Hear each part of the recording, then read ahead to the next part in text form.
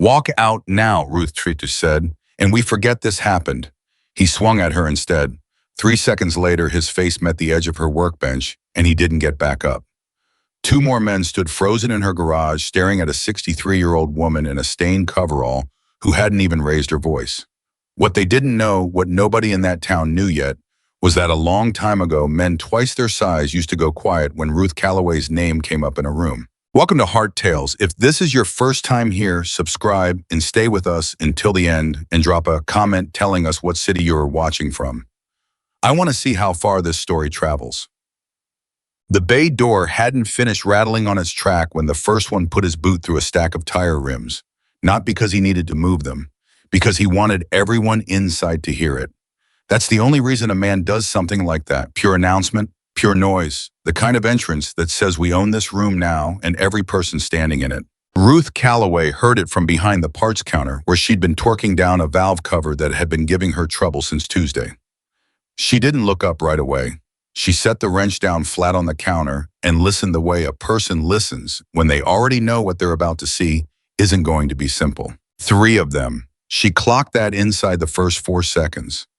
The shaved head one who'd kicked the rims was already walking the length of the workbench, dragging his forearm along the surface and knocking tools to the floor one after another. Not grabbing them, not looking at them, just sweeping them off. The message wasn't damage. The message was that nothing in this room belongs to you anymore. The second one was moving slower along the far wall, hands in his pockets, head swiveling the way a person's head swivels when they're counting the people in a room and deciding which one matters least. The third one went straight for Maya. Maya Torres was 22 years old and had been working in that garage for 7 months. She was at the near end of the workbench, sorting out a parts order that had come in wrong for the 3rd time this month, and she had her back half turned when the third man grabbed her by the wrist and threw her. She caught the edge of the bench hard enough that her legs buckled. She didn't fall all the way down, but she went to one knee and the parts scattered across the concrete, and for one stunned second, she just stayed there, trying to understand what had just happened to her body. Ruth came around the end of the counter. She moved the way she did everything, slow, unhurried, like a woman who has got all the time in the world and intends to use every second of it her own way. The shaved head one saw her coming and he laughed, out loud. A full laugh, the kind that doesn't bother hiding itself, because the sight of a gray-haired woman in coveralls walking toward 3 grown men struck him as genuinely funny, in the way that things strike people as funny right before they stop being funny forever. Ruth stopped about 4 feet from him. She said one thing, quiet enough that the man still sweeping tools off the bench probably didn't catch it. She said, "Walk out now and we forget this happened." He swung at her instead. On telegraph the punch in the way men who've never actually been hit, telegraph punches weight shifting, back before the arm comes forward, elbow dropping just enough that you can see the whole arc before it's halfway there. Ruth had been reading punches since before this man was born. She let it travel, watched it come, and at the last possible moment, she tilted her head 3 inches to the right.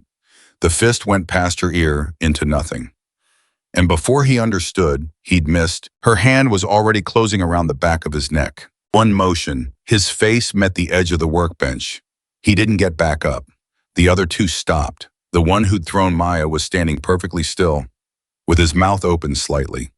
The one along the wall had his hand halfway to something on the floor and just left it there, frozen in the middle of what he'd been reaching for.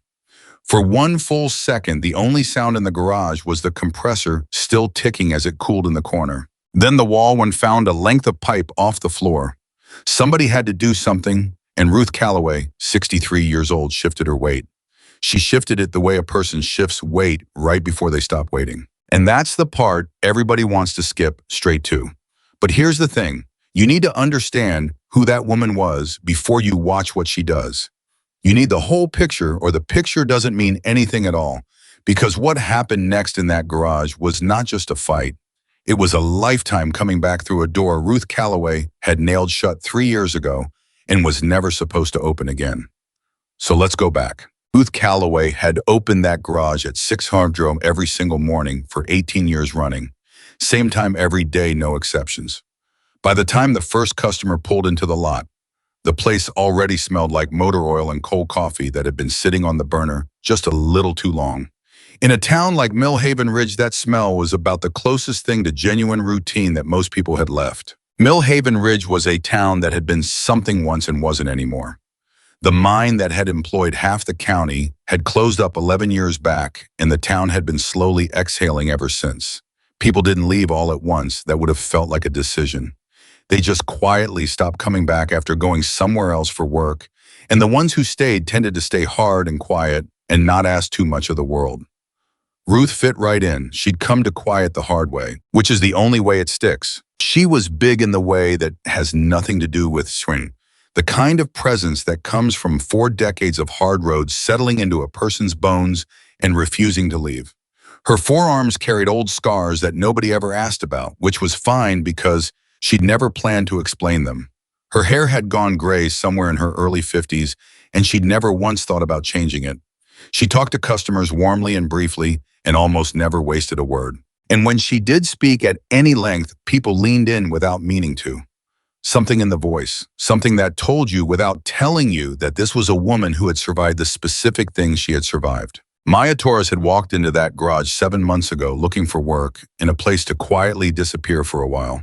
She'd shown up on a Wednesday morning in a jacket 2 sizes too big for her and asked the question with her chin lifted slightly higher than she needed, to the particular posture of a young person determined not to look like they're hoping for something.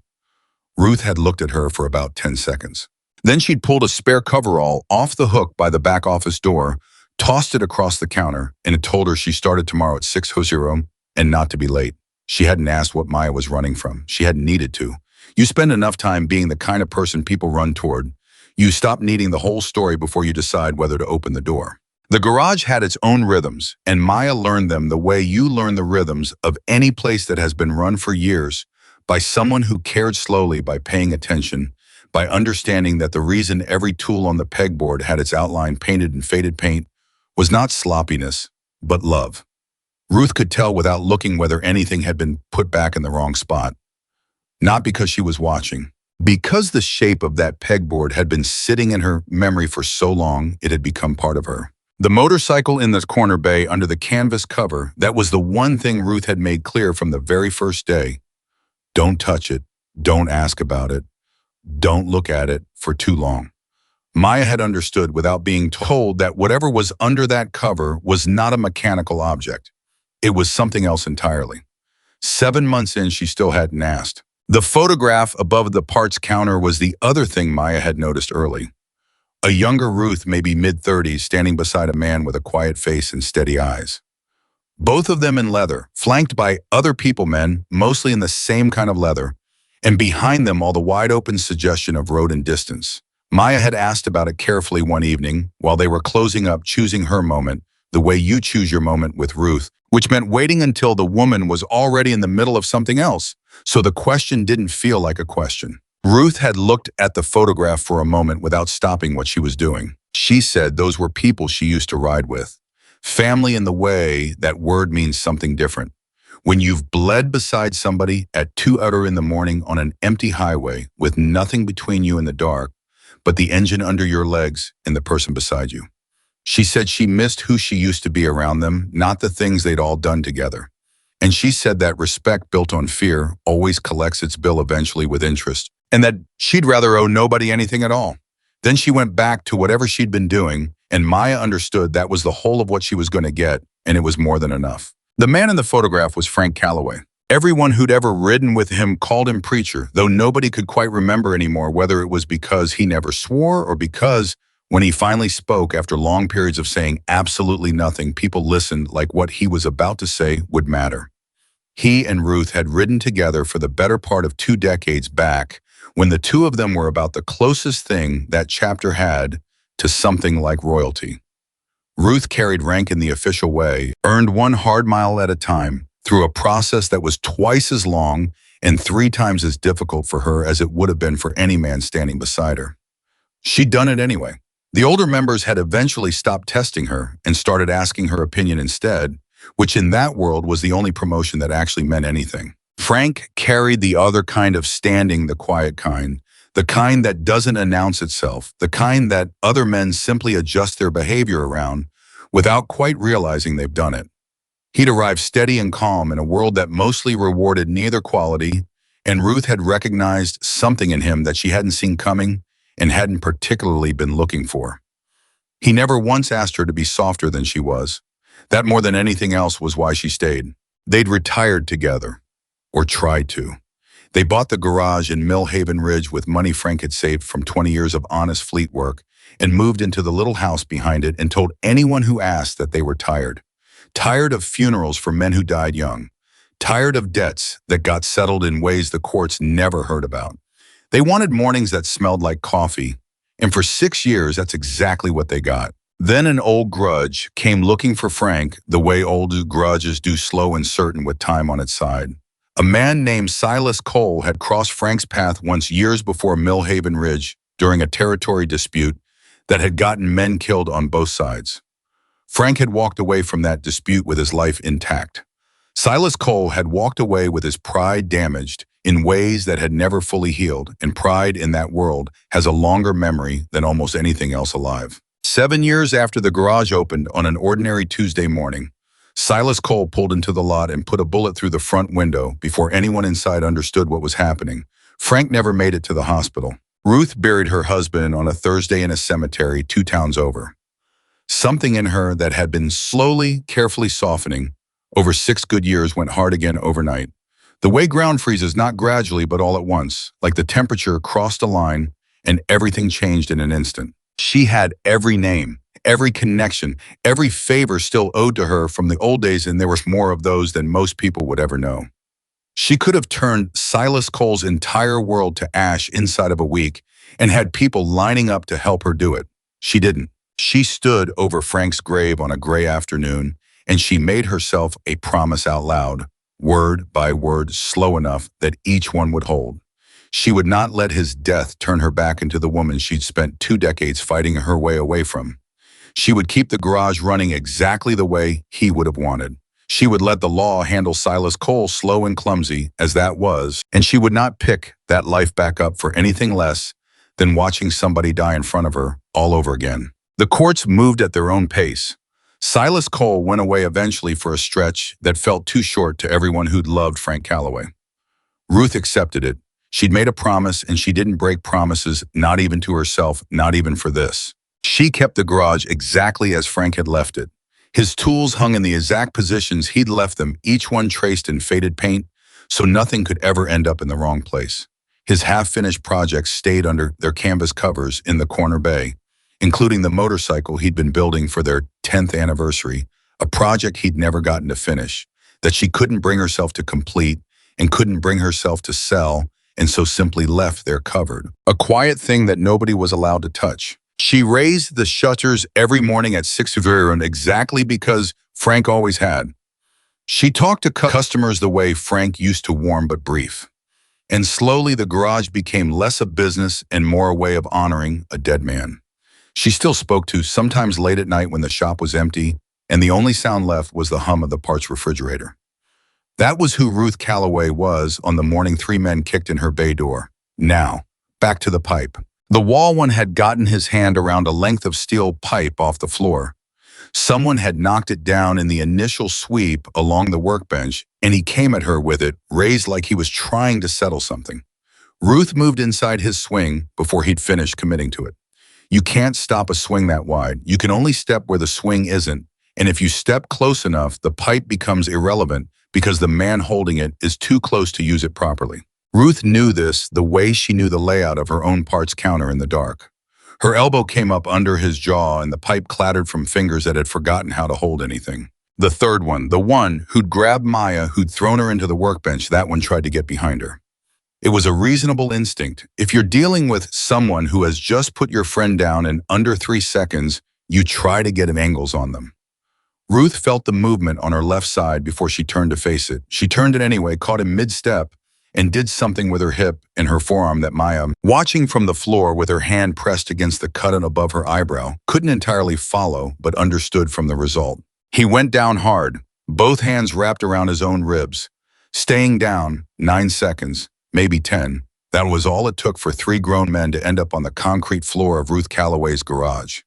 Not one of them had landed a single real blow on the woman who put them there. Ruth crossed to Maya first. She knelt down beside her, checked the cut above her eyebrow, the way you check something when you want the information and not the drama, helped her back up onto her feet in one steady motion. Then she looked down at the three men on the floor and spoke in the exact same quiet voice she'd used before any of this started. She told them to crawl back to Dean Rohr and let him know the garage wasn't paying this week or any week that would ever come after it. They went, two limping, one carried between the other two. None of them looked back at the woman standing in the wreckage of her own bay door. Ruth swept the broken glass herself while Maya sat on an overturned tire pressing a shop rag against her eyebrow and watching the old woman work with hands that had just done something Maya still couldn't fully explain to herself. A customer who had been waiting in the lot the whole time finally worked up the nerve to walk over and ask if everyone was all right. Ruth told him the same thing she'd tell the regulars who trickled back in over the next hour. Everything was fine. Nothing here worth talking about anymore. She straightened the canvas cover over Frank's motorcycle last, tucking the edges back down with more care than she'd shown anything else all morning, like she was putting a blanket over someone sleeping. Maya watched her do it and finally asked where exactly a woman learns to move like that. Ruth almost smiled, just barely, just at the corner of her mouth. She said it was a long time ago and that it didn't matter anymore. She believed every word of that when she said it. She was wrong. 4 days earlier was the first time Dean Rohr had walked through that door. He'd come in with two of his men trailing him at the specific distance men trail someone when they're trying to signal that the person in front of them is important. They'd leaned against her workbench, kicked at a toolbox, looked around at the old photographs above the parts counter with the particular casual disrespect of people making sure you understand that nothing in your space impresses them. Dean had looked at the photograph of Ruth and Frank a moment too long. Then he looked at Ruth and he smiled. The smile hadn't made it as far as his eyes. He told her the neighborhood had gotten dangerous lately. Said for $200 a week he'd make sure nothing happened to a nice little place like hers. Ruth wiped her hands on a rag, set down the part she'd been holding, and said one word. No. The garage went still. Dean's smile flickered. He wasn't used to that word landing the way it landed from Ruth's mouth. Most people who told Dean Rohr no said it with their voice shaking. Ruth's didn't shake at all. It wasn't defiance exactly. It was simply a statement, the way you'd state a fact about something that isn't open to further discussion. Dean laughed it off, said he'd swing back around in a few days, let her think it over. He walked out with his men behind him, and the garage slowly let out the breath it had been holding. Maya came over with her hands still twisting the rags she'd been holding, knuckles pale around it, and said maybe they should just pay. Said $200 a week wasn't worth somebody getting hurt over. Ruth wiped down the counter and told her not to worry. Said men like that usually talk bigger than they hit. She believed that mostly. But somewhere underneath the calm, a part of Ruth Calloway that had been very deliberately quiet for 3 years had already heard something in Dean Rohr's voice that it recognized from a long time ago. The sound of a man who had built his entire world on the fact that people backed down, and who had never once in his life encountered someone who wasn't going to. She hoped it wouldn't come to anything. She already knew it would. Dean Rohr was 29 years old. He had a tattoo climbing the left side of his neck and a smile that stopped just below his eyes, like the smile was a separate thing from whatever was actually happening in his face. He'd built the Copperhead crew from nothing. No backing, no inherited operation, no older organization to absorb him. He'd started with 3 men he trusted and had grown it by finding the specific pressure point of every business owner on that stretch of road, which was simple, the fear that something bad would happen to a thing they'd spent years building. The hardware store had paid first within 2 days of the initial conversation. The laundromat had gone next. The feed store had held out almost a month, which Dean had actually respected in a cold way, right up until the moment he'd sent 2 men to put a brick through their front window at 3:00 in the morning. After that, the envelopes started appearing on Friday mornings without anyone having to ask again. Within a season, every business on that stretch of road was leaving something on the counter every week. No one fought it openly. Fighting it got your windows broken. Or worse, the specific threat was always left slightly vague because vague fear has a longer half-life than specific fear and requires much less maintenance. Dean wore the whole operation like a badge.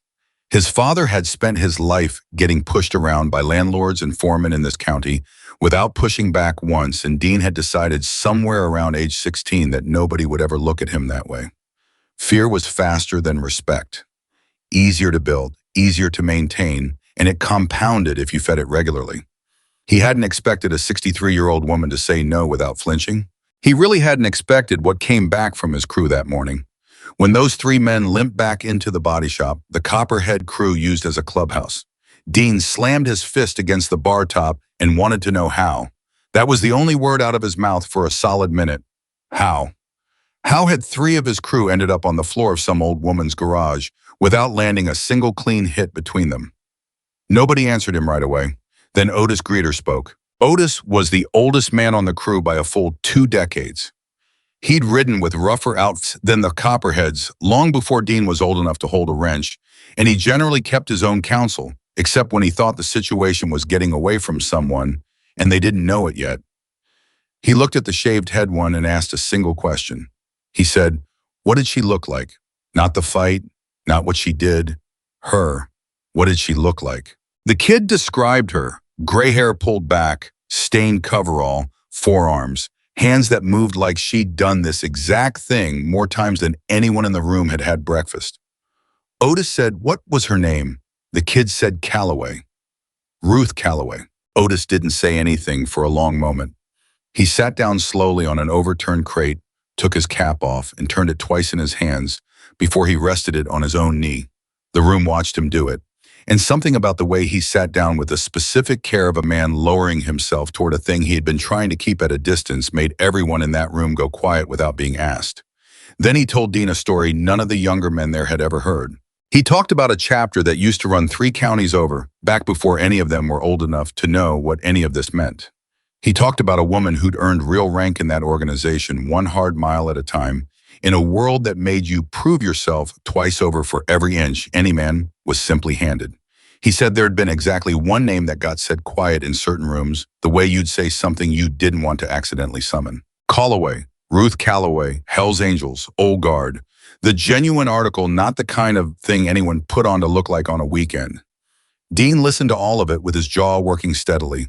Something shifted behind his eyes the longer Otis talked, not fear exactly, but the thing that arrives just before fear does when a person finally understands the true size of what they've stepped into. This wasn't a story about an old woman who knew how to throw a punch anymore. This was a story about a name, and a name like that, alive and breathing, having just put 3 of his crew on the floor in front of half the block, wasn't a problem. He could leave standing. If it got out that the Copperhead crew had been humiliated by Ruth Calloway and done nothing about it, the whole operation was finished before the week was out. Every business owner who'd been quietly hating those Friday envelopes would understand all at once that the thing they'd been afraid of was not as permanent as they'd thought. Dean asked Otis one more question. He asked whether she still had people, old friends, anyone left from the old days who might come running if her name got said the wrong way in the wrong room. Otis said he didn't know, said that world had scattered a long time ago. Most of it dead or gone quiet like she apparently had. But he said it slow, in the particular way of a man who doesn't fully believe his own answer and wants you to understand he's telling you the shape of his uncertainty rather than giving you false comfort. That uncertainty was worse than a straight yes would have been. A yes Dean could plan around. A maybe meant he had to move fast before anyone could show up and change the math. Lemmy mod the call that turned a shakedown into something else entirely. Every man who could still hold something useful to the body shop in 15 minutes. He told them what was waiting at that garage was no longer an old woman anymore. It was a debt that had to be paid in full tonight before it grew into something none of them could survive. They came one at a time until the lot behind the body shop held 12 men, counting Dean. Bats, chain, a hunting knife. The gun tucked into Dean's own waistband, the one he'd never once had to actually use. He told himself, riding at the front of that line of engines, that this was simple math and nothing more. An old woman, however she used to be, was still just one person. 12 men could handle one person. He told himself that the whole way down the frontage road toward the garage, and some smaller part of him, the part that had listened harder to Otis than he'd wanted to admit, was not convinced. Back at the garage, the phone on the wall behind the parts counter started ringing a little after 10:00. Ruth let it ring twice. Then she picked it up and listened. The voice on the other end said her full name, Ruth Calloway. Then it said, "We know who you are now." Then it told her they were coming back. All of them this time. And there would be no one left standing afterward to talk about any of it. She set the receiver back against her shoulder slowly. Whatever calm had settled back onto her face over the last hour gathered itself up and left for good. A version of Ruth that Maya had never once seen was standing behind that counter now, and its face looked exactly like Ruth's face. And its voice, when it spoke, sounded exactly like Ruth's voice. But something fundamental underneath had shifted the way the ground shifts in the seconds before a building comes down. Not dramatically, just suddenly wrong. Ruth told the last lingering customers in a voice that left no room for interpretation to leave now and not come back that day. They went without a word. Then there was Maya. Ruth told her to take the truck, drive to her cousin's place 2 towns over. Don't stop until she gets there. Maya didn't move an inch. She stood there in the middle of the wreckage and told Ruth she was not leaving her alone with whatever was coming down that road. Ruth didn't argue. She walked into the back office and came out holding a small steel box she hadn't opened in 3 years. She set it on the counter, opened it, and took out a single object. A patch. Old leather, the edges gone soft with age, the kind a person earns over years and bleeds for, and that some men never lived long enough to actually wear. She didn't explain it. She didn't need to. Maya had grown up hearing whispers about that kind of world. And all at once she understood that the quiet woman who'd handed her a job and a key without asking a single question had once stood near the very top of it. Ruth told her gently that she needed her gone. Not because she was afraid of what was coming, but because she didn't want Maya watching her become that woman again. She'd spent 3 years walking away from that person, she said, and she didn't want that to be the last image Maya carried. Maya took the keys. She drove as far as the gas station across the road, parked under the awning, and sat there with both hands locked around the steering wheel. Because something in her refused to put any more distance than that between herself and Ruth Calloway.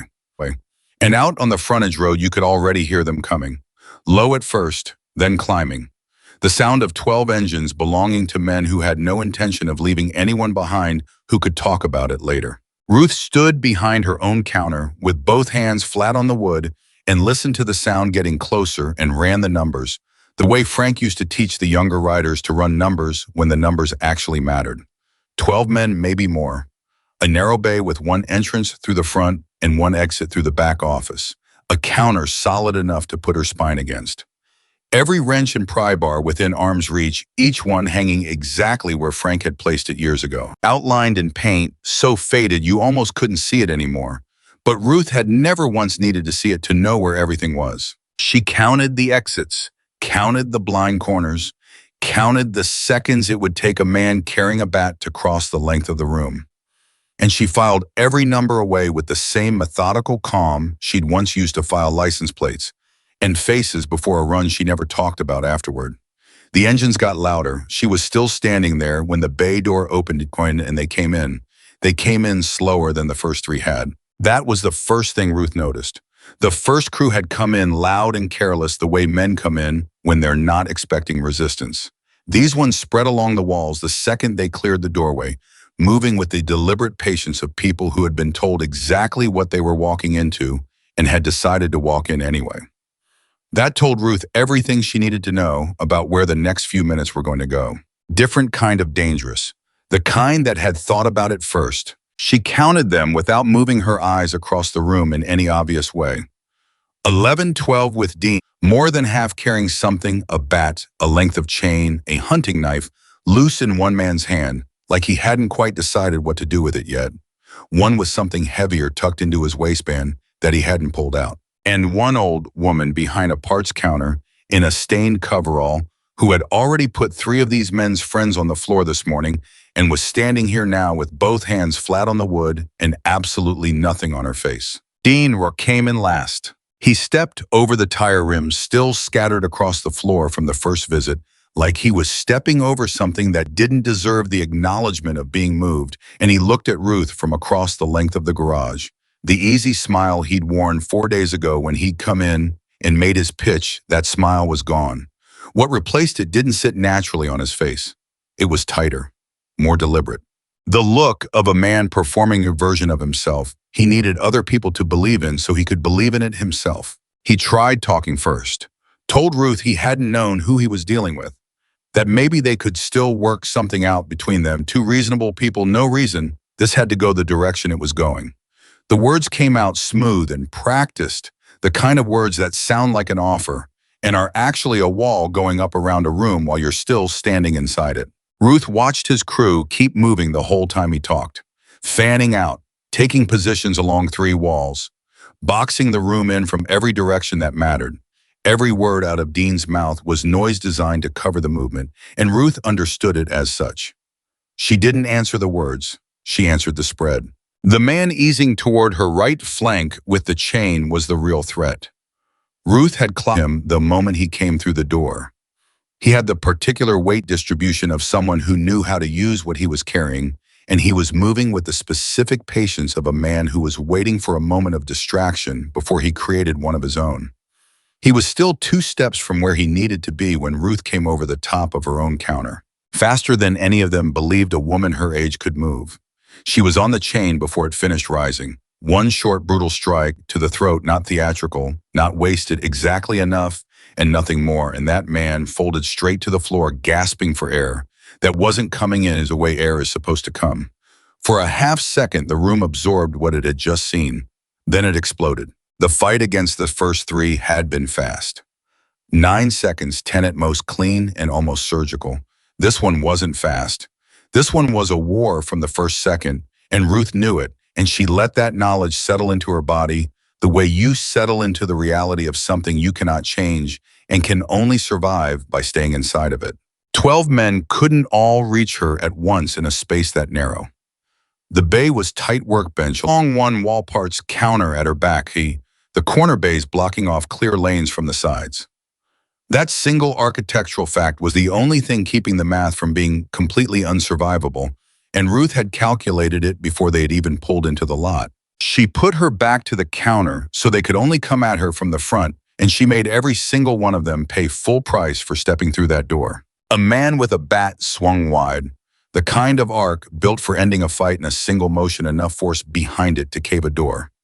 Ruth stepped inside the swing instead of away from it, close enough that the bat came down across her back rather than her skull. And before he'd finished the swing that had already failed, she drove her elbow up under his jaw. The bat clattered from fingers that had forgotten how to hold anything. He went sideways into the wall and stayed there. 2 more came at her together. One high, one low, the way men fight when they've finally understood that going one at a time isn't working. Ruth caught the high one by the wrist, turned it hard against its own joint until he went down screaming, then drove her knee into the low one's face as he came up from his crouch. Neither of them got back up on their own. Across the road, Maya sat behind the gas station glass with both hands still locked around the wheel and watched the shadows moving through the garage windows. She couldn't see the details. She didn't need to. She could see enough. Her hand had gone flat against her mouth without her telling it to. She wasn't breathing in any regular way. A bat came down across Ruth's shoulder. The man who swung it had gotten an angle from the side she hadn't fully covered, coming from behind the corner bay, where Frank's motorcycle still sat under its canvas. The blow landed hard enough that her whole left arm went half numb from the shoulder to the fingertips. The kind of numb that tells you something important just happened to the bones or the nerves or both, and you'll find out which one later when this is over. Ruth kept moving anyway. She had told herself when she was standing behind that counter, waiting for them, that the one thing she had left that she'd never fully lost was this: in a fight she simply did not stop. Not at 30, not at 40, not at 63. Her body had been reminding her joint by joint for the last 2 minutes that she wasn't the woman she'd been at 30. Her shoulder was telling her something she didn't want to hear. Her back from the bat earlier was telling her something worse. She filed both messages under later and kept moving. She broke a man's forearm with the chain the first man had dropped, drove another head first into the stack of tires by the back wall, caught a wrist holding the hunting knife, turned it hard the wrong direction until the blade skittered across the concrete to a place where nobody could conveniently reach it. A 9th man lunged from the side with nothing but his fists, no weapon, just adrenaline and the specific courage that comes from watching 9 of your friends go down and understanding it has to stop somewhere. And Ruth used his own momentum to send him face first into the corner of the workbench. The same workbench Maya had been thrown against 2 hours earlier. It occurred to Ruth in the fraction of a second she had to think anything at all that she was going to have to replace that workbench. Then the pipe caught her across the back of the skull.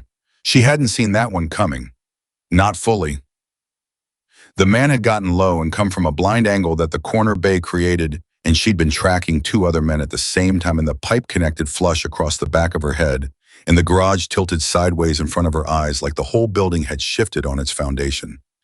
Her knees buckled. Not halfway, all the way. Both knees hit the concrete, and for one long, terrible second that felt much longer than a second, the world reduced itself to the feeling of cold floor under her palms and the sound of blood in her ears and a darkness at the edges of what she could see that had no business being there. Every man left standing stopped moving. Across the road, Maya's hand pressed flat against her own mouth, and she stopped breathing entirely. Her other hand was on the door handle without her realizing it had moved. For that 1 second, every single person in that garage believed they were about to watch Ruth Calloway go down for good. The men who'd been trying to put her down for the last 4 minutes. Dean roared near the door. Even Otis Greeter, who'd positioned himself along the far wall and hadn't thrown a single punch this whole time, and had been watching with the expression of a man witnessing something he'd heard stories about but never thought he'd actually see. Ruth's palm found the edge of the counter. She didn't find it gracefully. She found it a drowning person finds a rope, desperate and ugly and without any dignity at all. Her fingers closed around the wood and she pulled, and the pulling was all will and nothing else. No technique, no strength that deserved the name. Just the oldest and most stubborn thing that had survived in her from 40 years of hard roads. She came back upright. It took 3 seconds. It felt like longer. And when she was standing again, bleeding from the back of her skull, left arm, still half numb, her shoulder informing her in terms that were getting harder to ignore that something structural had been compromised. She put her eyes on the man who'd swung that pipe. He was standing 2 feet from her, still holding it, staring at her like he was looking at something that shouldn't exist. She hit him once. He went down. The room went absolutely still. Ruth stood there against her own counter, breathing harder than she'd breathed in years, blood running down the side of her face in a slow, warm line. 7 men still standing and standing very carefully, nobody moving, nobody making a sound, because something had just happened in this garage that none of them had any language for yet.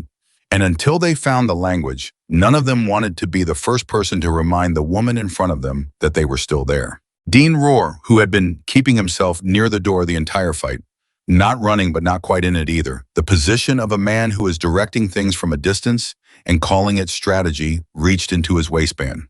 The gun came out, and every sound in that garage stopped at once. Not faded, stopped. The way sound stops in the moment before something that cannot be taken back. A gun changes a fight. It doesn't matter how skilled a person is, how tough, how willing, how many years of hard roads are sitting in their bones. A gun changes the physics of the room in an instant, and there is no counter movement, no trained response, no amount of sheer refusal that fully accounts for the moment. A barrel is pointed at your face by someone whose hand is shaking badly enough that it might go off regardless of whether he decides to pull the trigger. Dean's hand was shaking. He'd built his entire operation on the threat of harm, on the specific fear that something bad might happen to a thing you'd spent years building. He'd never once actually had to cross from the threat into the act. He'd never stood in a room with a gun extended at a living person who was looking straight back at him without looking away. The gun felt different than it had in his waistband. It felt heavier. It felt like an answer to a question he hadn't fully finished asking yet. Ruth looked down the barrel, and she didn't look away. She was bleeding. Her shoulder was badly damaged. Both knees had just been on the floor. The back of her skull was producing a warmth that she understood was blood, and that she understood was probably more than it should be. By any reasonable accounting, she was the person in this room with the fewest options remaining. She spoke. Quiet. The same exact quiet she'd used 4 days ago when she'd said no, and his smile had flickered, and he hadn't known what to do with it.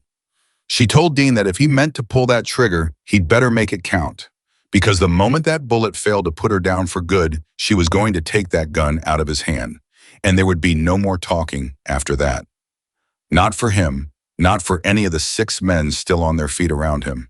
Dean's finger found the edge of the trigger guard. Behind him, one of his men shifted his weight almost imperceptibly toward the door. Just his weight, nothing else. Just the first small movement of a person running the math and not liking the answer they keep getting. Another man 2 feet to Dean's left had gone very quiet in a way that was different from the quiet of paying attention. It was the quiet of someone who had already made a decision and was waiting for the right moment to act on it. Dean's hand was still shaking. Otis Greeter was still standing against the far wall and still hadn't thrown a punch and still wasn't saying anything, but his face had changed. He looked like a man who had told someone the stove was hot and had watched them put their hand on it anyway, and was now watching the results and felt no particular satisfaction in having been right. The trigger guard, Dean's finger against it, the silence. Then the bay door opened again. Maya walked in. She'd had every reason in the world to stay in that truck. She'd had a clear road in the opposite direction and Ruth's own voice in her head telling her to take it.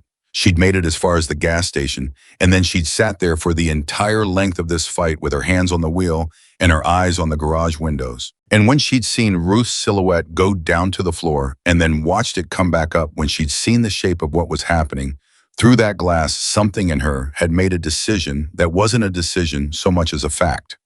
That she was not going to sit in a parking lot across the road and watch Ruth Calloway die alone in the garage. She'd spent 18 years building over a man she'd loved and lost and never stopped keeping her promises to. Maya walked into a room with 12 men in it and a loaded gun pointed at the most dangerous person she'd ever met. She wasn't carrying anything. She didn't have a plan. She had Ruth's old leather patch from the steel box, which she'd taken off the counter before she went for the truck, and which had been sitting in her jacket pocket for the last 30 minutes. She held it up where every man in the room could see it clearly, and she spoke loud enough that nobody in that garage could pretend they hadn't heard her. She said, "You all know exactly what this is." The room held its shape for a moment. Nobody moved. "The woman whose name belongs to this leather is standing right there bleeding," Maya said. "And the people who gave her that patch are still out there, and they do not forget their own." It was a bluff. Maya knew it was a bluff. Ruth knew it was a bluff, and Ruth had not moved or spoken, understanding immediately what Maya was doing and giving her the space to do it. The old chapter had scattered. Most of it was gone or dead or quiet. The network Ruth had once been part of was not sitting somewhere, waiting for a call that would bring it back together over a garage in a town like Millhaven Ridge. But not one of the men standing in that room could say that with certainty. And that was the thing about a name like Ruth Calloway's. It didn't need to be currently active to be dangerous. It just needed to be real. And every man in that garage, from the ones on the floor groaning to the ones still on their feet to Dean Rohr himself, had grown up on stories about exactly that kind of loyalty. The kind that didn't expire. The kind that came looking for you specifically, slow and certain, with nothing but time. You could watch the math land in real time. 6 hard, dangerous men running the numbers, and the numbers kept coming out wrong for every single one of them. The variables kept shifting the longer they thought about it. An old woman who just put 9 of their people down while absorbing punishment that would have stopped at most men twice her age. A leather patch that meant something real in a world where most things didn't mean much of anything. And now this young woman walking into a room full of weapons without hesitating, which was either the bravest thing any of them had ever seen or evidence of something they didn't want to contemplate too directly, that she knew something they didn't. The gun came down first. Dean lowered it slow, not quickly, not with any drama, just slow, like the weight of it had finally won an argument that his arm had been losing for the last 40 seconds. His face went through several things in quick succession, none of them particularly readable before it settled on something that was almost relief. The particular relief of a person who has just been given a reason to not cross a line they were terrified of crossing. Ruth stepped forward. She crossed the floor of her own garage in 4 steps, still bleeding. Left arm held slightly wrong, and she took the gun out of Dean Rohr's hand. He let her take it. His fingers opened and the weight transferred, and he stood there afterward with his hand open and empty and looked at it like he was trying to remember what he'd been using it for. It was over. Truly over this time. The men who could still walk walked.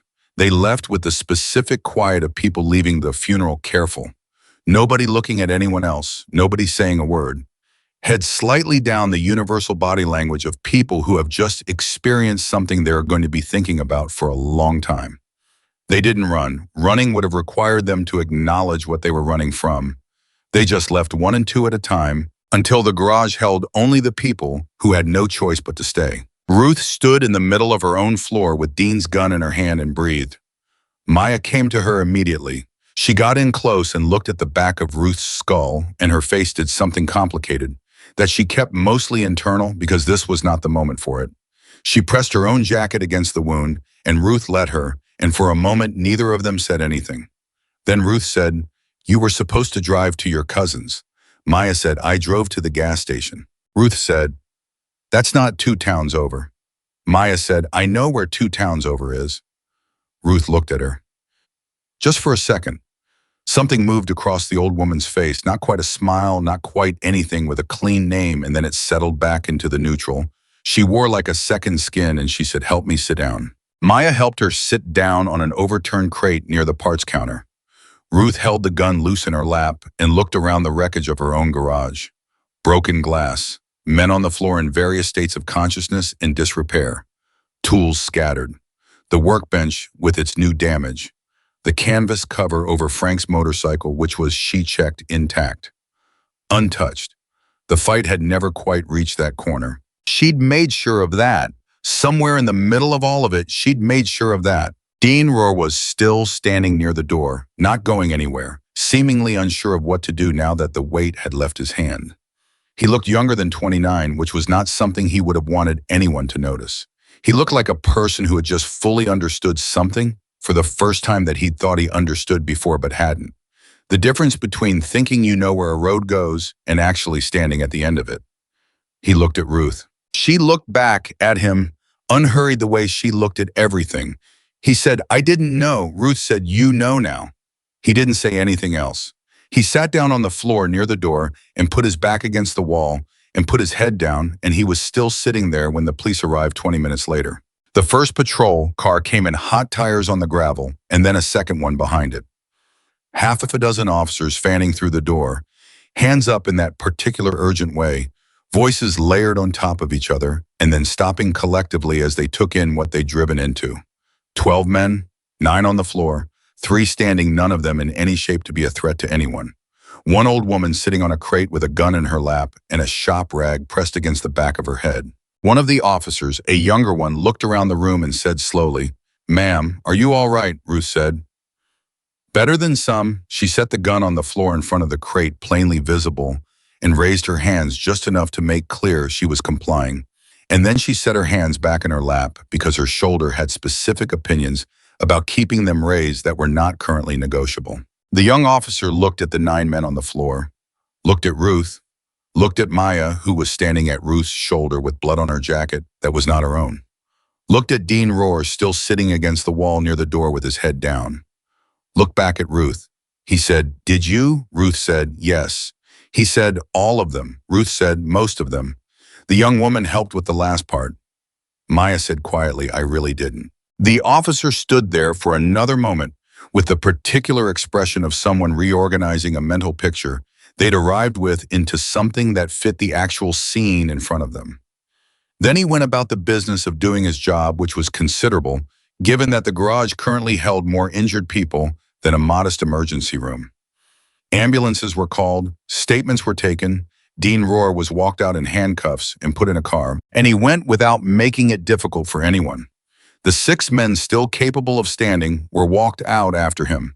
The ones on the floor went out on stretchers. Ruth answered every question from the same overturned crate with the same economy she applied to everything. Yes, they came in through the bay door. Yes, she'd been the one to defend herself. No, she didn't want to go to the hospital right now. She would go later. She was fine. The young officer looked like he wanted to argue with that last part, but something in Ruth Calloway's voice apparently told him it wasn't worth the investment. Maya sat beside her on an adjacent crate and was asked her own questions by a different officer. She told the truth precisely. Every word of it exactly true, including the part where she'd walked back in from across the road. She didn't mention the patch.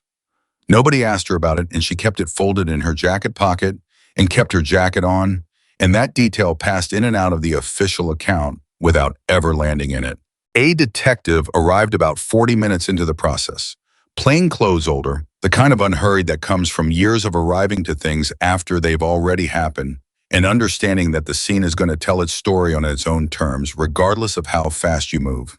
He walked the length of the garage, slowly looked at everything, came and sat across from Ruth on a workbench stool someone had righted from the floor. He said his name, asked Ruth to tell him from the beginning what had happened that morning. Ruth told him, clear, plain, brief. The first visit 4 days ago, the $200 a week ask, her refusal, that morning's first crew, the phone call, the return. She told it in sequence without editorializing the way Frank used to talk about difficult things, just the facts in order, no interpretive layer placed on top of them. The detective listened without writing anything down, which Ruth noticed. He was the kind of man who wrote things down later after he'd formed the picture.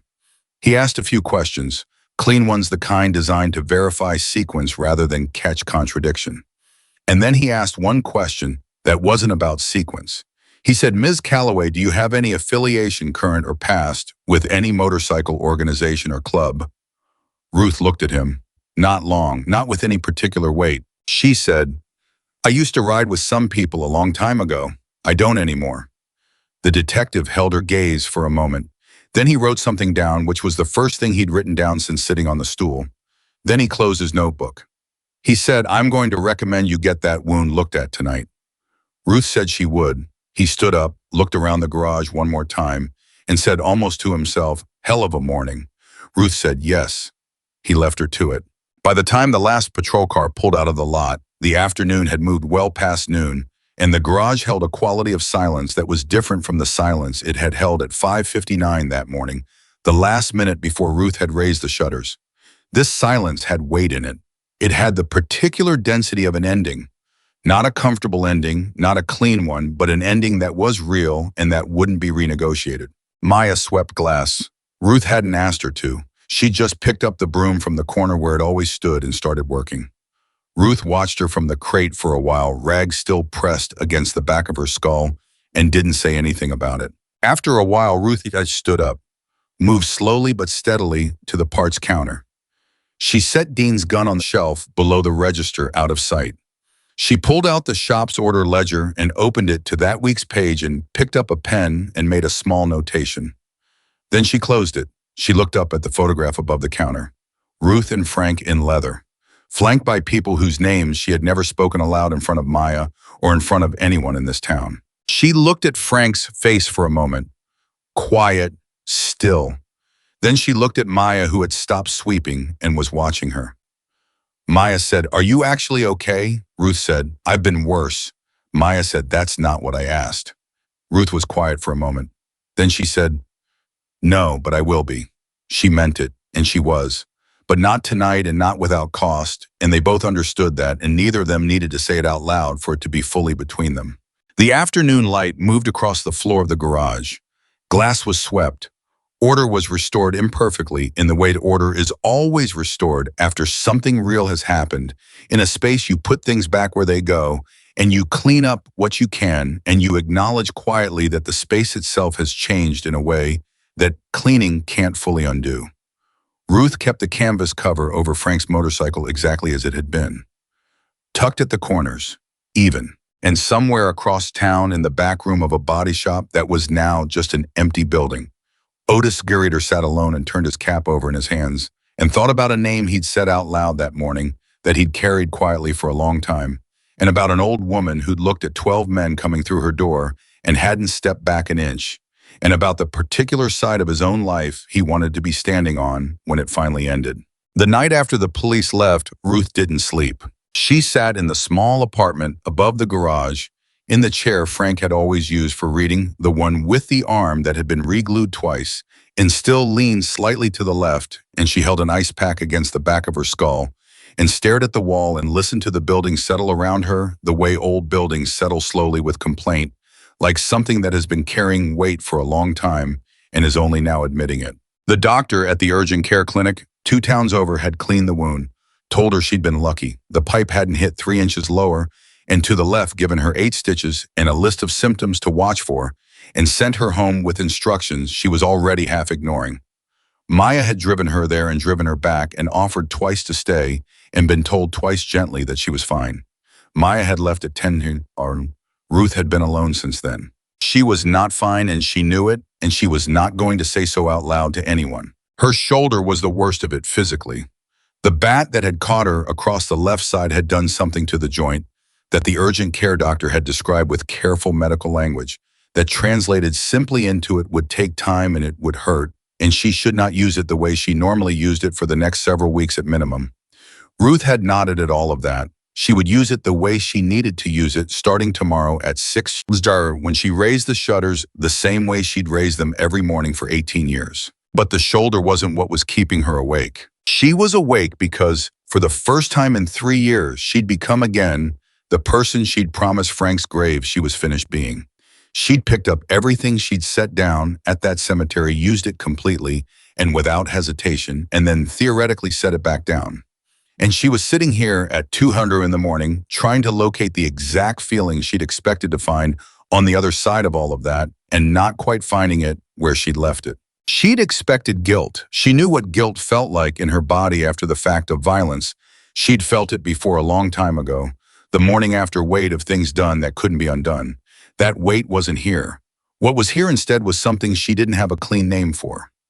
Not satisfaction, because it wasn't that. Not relief, though there was some of that, something more like a reckoning. The feeling of having looked at yourself in a mirror you'd been avoiding for 3 years and found out that the person in it was both exactly who you remembered and someone you didn't entirely recognize anymore. Ruth set the ice pack down on the side table. She said out loud to the empty room to the particular quality of silence that the apartment above the garage had when she was alone in it late at night. I kept the garage, Frank. She waited the way she always waited when she spoke to him like this. Not for an answer, just long enough to feel the weight of the words settle. Then she said, I don't know if I kept the promise. The building settled. The parts refrigerator hummed below her through the floor. Ruth Calloway sat in Frank's chair and looked at the wall and didn't sleep. Morning came the way it always came, without asking. She was behind the counter at 6 up and the coffee on, and the first customer was a regular named Bill Hartley, who drove a 2009 pickup that needed more attention than Bill was ever willing to pay for. And he came in the way he came in every week, talking about the weather before he was fully through the door. He stopped when he saw Ruth's face. The 8 stitches were visible above her left ear, where they'd shaved a small strip to clean the wound properly. The shoulder was immobilized in a sling the doctor had insisted on that Ruth had nearly left in the car. She'd brought it inside as a concession to practicality rather than any particular faith in medical advice. Bill said, Ruth, good Lord. Ruth said, coffee's fresh. You want the usual. Bill said, I heard something happened yesterday. People are talking. Ruth said, Bill, the truck. Bill closed his mouth. He was a smart man in the particular way that includes knowing when a conversation is over before it started. He took his coffee and they talked about the truck, and he left an hour later with an appointment for Thursday, same as always. That was the template for the first 2 days. People came in, people looked at her, people started sentences that Ruth redirected before they finished. She wasn't rude about it. She just applied the same economy to those conversations that she applied to everything else. Give people what they need, nothing more, and move on. Maya arrived each morning at 5:55, which was 5 minutes earlier than she'd been arriving before, and Ruth noticed but didn't say anything about it. Maya worked without being asked to take on more than her share of the physical work that Ruth couldn't currently do one-armed. She also didn't talk about the day before unless Ruth brought it up, which Ruth hadn't, and Maya seemed to understand that this was a boundary that deserved respect, even if she personally found it somewhat agonizing. What Maya didn't know, what Ruth hadn't told her, was that 2 things had happened in the 48 hours since the police left that were not over. The first was that Detective Carl Brewer, the plainclothes one who'd arrived last and written only one thing in his notebook, had called the garage phone on Thursday morning and asked if Ruth would be available to come in and give a more complete statement. Not urgent, he'd said, at her convenience. Ruth had said she'd come Friday. She'd said it calmly and meant it. What she hadn't said was that she'd spent the 20 minutes after that phone call standing at the parts counter thinking very carefully about which version of her history existed on paper. and which version existed only in rooms and roads that had never been documented in any official way, and making sure she understood exactly where those lines were before she walked into any building that contained a recording device. The second thing was Otis Greeter. Otis hadn't gone home after the garage. Ruth knew this not because anyone had told her, but because she'd lived long enough to read certain kinds of situations the way she read engines by the sounds they made when something was about to change. Otis Greeter was 61 years old, had been riding with rough operations since he was 19, and had just watched Ruth Calloway survive 12 men and a loaded gun in the space of a single morning. A man like Otis didn't just go home after something like that and pick up where he'd left off. A man like Otis went somewhere quiet and sat with it until he figured out what he was going to do. Ruth had a specific feeling about what Otis was going to do. She just didn't know when. She found out on Friday morning, 40 minutes before she was due at the police station. He came in through the front door alone. No one behind him wearing the same jacket he'd had on 2 days ago, but without the particular tension in his frame that had been in it then. He was a big man going soft at the edges the way men go soft when they've been living hard for 40 years, and their body starts sending them messages that their pride keeps intercepting. He had a cap in his hands that he was turning slowly. He looked at Ruth across the length of the counter, and he didn't say anything right away. Ruth looked back at him. She didn't reach for anything under the counter. She didn't shift her weight. She just waited. Otis said, "I'm not here to cause trouble." Ruth said, "I know." He said, "You know." She said, "You came in alone. You left the door open behind you, and you've been standing there for 10 seconds without saying anything threatening, which tells me whatever you came to say, you've been trying to figure out how to say it." Otis was quiet for a moment.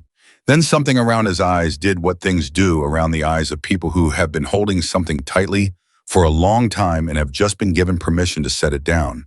He said, "I told him your name, Dean. I told him who you were." Ruth said, "I know that too." He said, "Those men came back because of what I said. Everything that happened in this garage 2 days ago, the gun, all of it, that's on me as much as it's on him." Ruth looked at him steadily. "Why are you here, Otis?" He turned his cap over once more, set it down on the counter in front of him carefully, like placing something on an altar. Then he looked at her and said, "Because I rode with people for 40 years who said they had a code, and I watched that code get smaller and cheaper every single year until the only thing it was actually protecting was whatever Dean Rohr decided he wanted on a given day." He paused. "And then I watched you stand up in this garage and not go down, and I thought about the last time I saw somebody do something because it was actually right instead of because it was convenient." Ruth said nothing.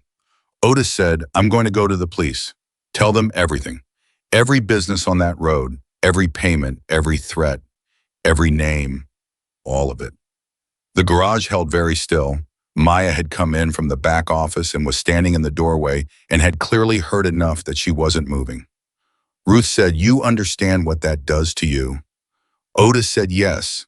Ruth said, "People you've ridden with for years." He said, "I know what it does." Ruth studied him for a long moment, not testing him, just reading him the way she read everything, looking for the place where the words and the thing underneath the words didn't quite match up. She didn't find a gap. She said, "There's a detective named Carl Brewer. I have his card." She opened the drawer under the register, found the card, slid it across the counter. Otis picked it up, looked at it, put it in his jacket pocket. He said, "I'm sorry for my part in it." Ruth said, "I know." He picked his cap up off the counter, put it back on his head, and walked out the door. Ruth watched him go. She stood there for a moment after the door closed, looking at the space where he'd been standing, running the specific calculus that a person runs when they have just watched something they didn't expect happen in a way they don't entirely know what to do with. Maya came all the way out of the doorway and said, "Was that?" Ruth said, "Yes."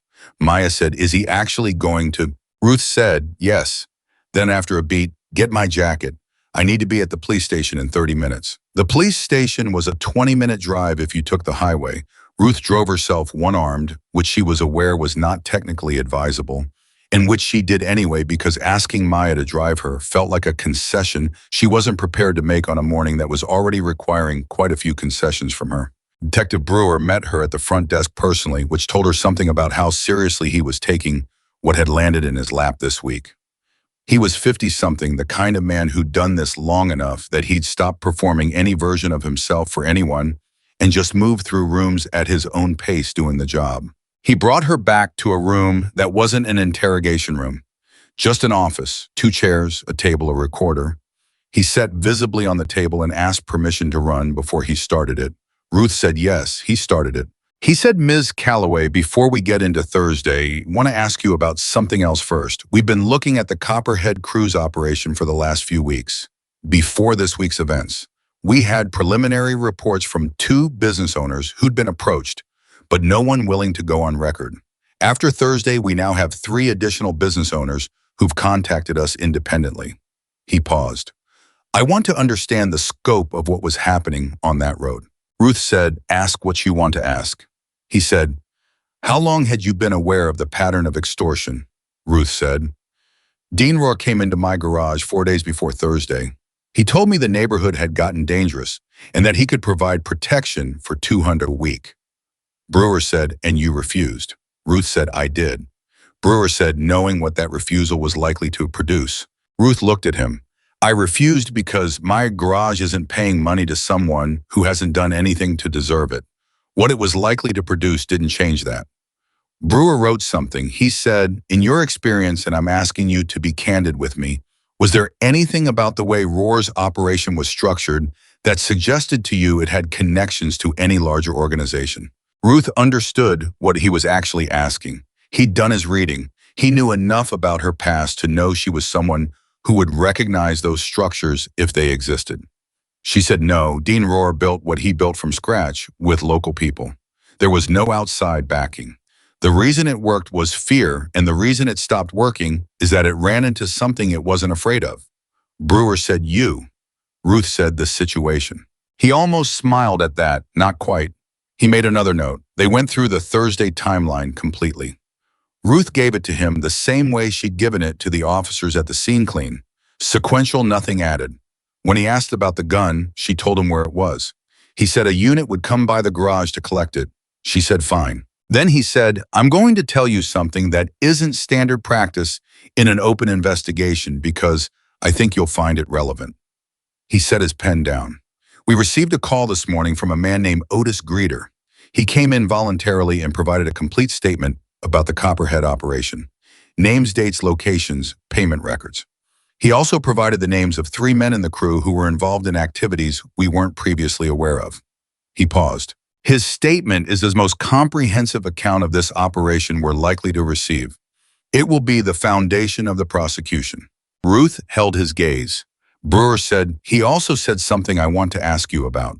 He said, and I'm quoting directly here, 'The reason I'm sitting in this chair is that I looked through a garage window on Thursday night and understood for the first time in a long time which side of my life I wanted to be on when it ended.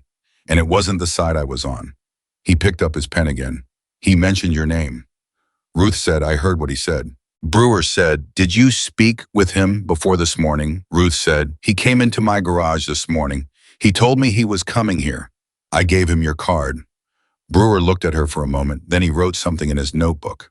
"That's what I thought," he said quietly in a tone that wasn't part of the official record so much as a recognition between 2 people who had both been doing things a long time and had developed a feel for when something was straight. He closed the interview formally, thanked her for her time, walked her to the front of the building. At the door, he said, "The preliminary charge on Rohr and the 6 who were arrested at the scene covers the events of Thursday. The extortion charges will follow based on Greeter's statement and the business owners who've now agreed to testify. I expect the full picture is going to be considerably larger than what happened in your garage." Ruth said, "Good." He said one more thing, and this is entirely off the record. He waited. Ruth waited. He said, "There are 8 men who were treated at Mercy General on Thursday with injuries sustained in your garage. None of them have filed any complaint. Not one of them has suggested to us in any informal or formal capacity that anything improper occurred during their encounter with you." He paused. "I wanted you to know that." Ruth said, "I appreciate that." He nodded once and went back inside. Ruth sat in her truck into the parking lot for a minute before she started the engine. The morning was cold and clear, and the lot was mostly empty this early. She put her one good hand on the steering wheel and looked out the windshield at nothing in particular. 8 men, not one complaint. Some part of her had expected at least one of them to try it, to take a swing at her reputation through the legal system the way they hadn't been able to take a swing at her in the garage. But they hadn't. She didn't know if it was shame or wisdom or the specific code that still operated in certain parts of that world, even after everything else had degraded the understanding that you didn't go to the authorities over a fight you'd started and lost. Whatever the reason they'd held to it. And that strangely was the thing that sat most quietly in her chest on the drive back to the garage. Not the victory, not Otis's decision, not Brewer's careful professional courtesy. The silence of 8 men who had come to take everything from her and had gone home without saying a word about it. She was back at the garage by 9:30. Maya had 2 vehicles up on the lifts and was handling both of them with the competence she'd been accumulating quietly over 7 months. And she looked at Ruth when she walked in and said simply, "How did it go?" Ruth said, "Fine. They have what they need." Maya said, "Otis actually did it." Ruth said, "He was already there when I arrived." Maya set down the wrench she was holding and looked at Ruth across the garage floor. She said, "I keep thinking about what he said in the garage when he came in this morning, about which side of his life he wanted to be standing on." Ruth said, "Don't read too much into it." Maya said, "I'm not reading anything into it. I'm just thinking it's interesting that the thing that got through to him wasn't the fight. It wasn't 12 men going down to one woman. It was watching you not go down when the pipe hit you."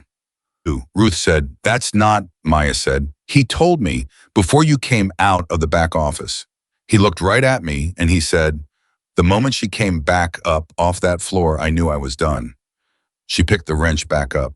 "I thought you should know that." Ruth stood with that for a moment. Then she said, "Put the wrench down and come help me with the Hartley truck. I can't do the left side one-armed." Maya said, "You could if you tried." Ruth said, "I know, but you're faster." That was as close as either of them got for the rest of that day to talking about any of it. What neither of them said, and what Ruth was aware of with a specificity she didn't want to examine too closely, was that the garage had changed. Not physically, the new glass in the bay door would be in by Monday. The workbench damage was cosmetic. The tools were back on the pegboard in their proper places. But the quality of the silence in the building had shifted. A place holds the things that happen in it, Ruth believed that had believed it since she was young. A space that has seen hard things carries that in its walls, in its floor, in its air, subtly in ways that people who know how to read spaces can feel without being told. She'd felt it in certain bars, in certain back rooms, in certain stretches of road a long time ago. She felt it now in her own garage. It didn't feel bad. That was the thing she hadn't expected. It felt weighted and heavy and real, but it didn't feel wrong.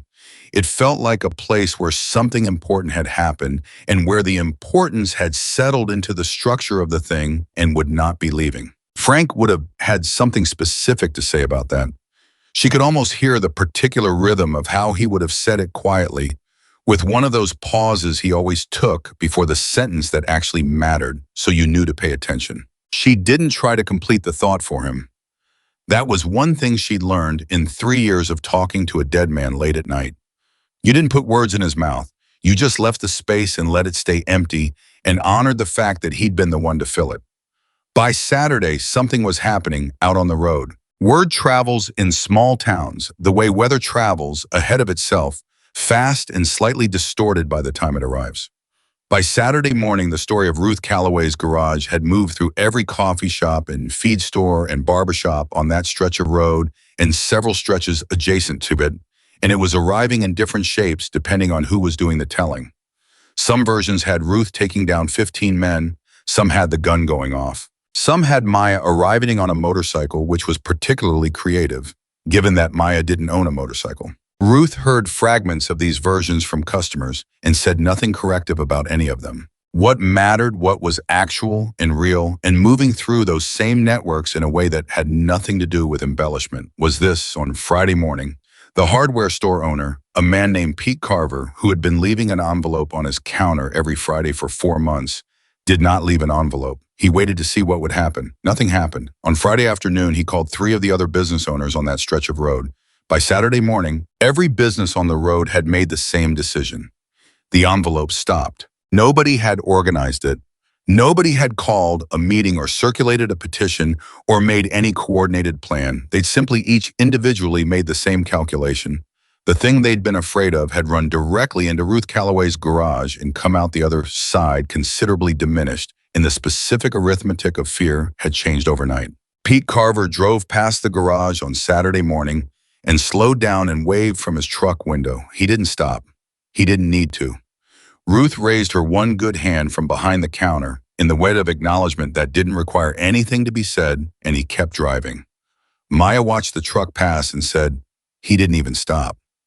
Ruth said he didn't need to. Maya thought about that. Then she said, "Is that what it feels like when things actually change?" Ruth said, "Sometimes, when it changes the right way, there's usually not much noise to it."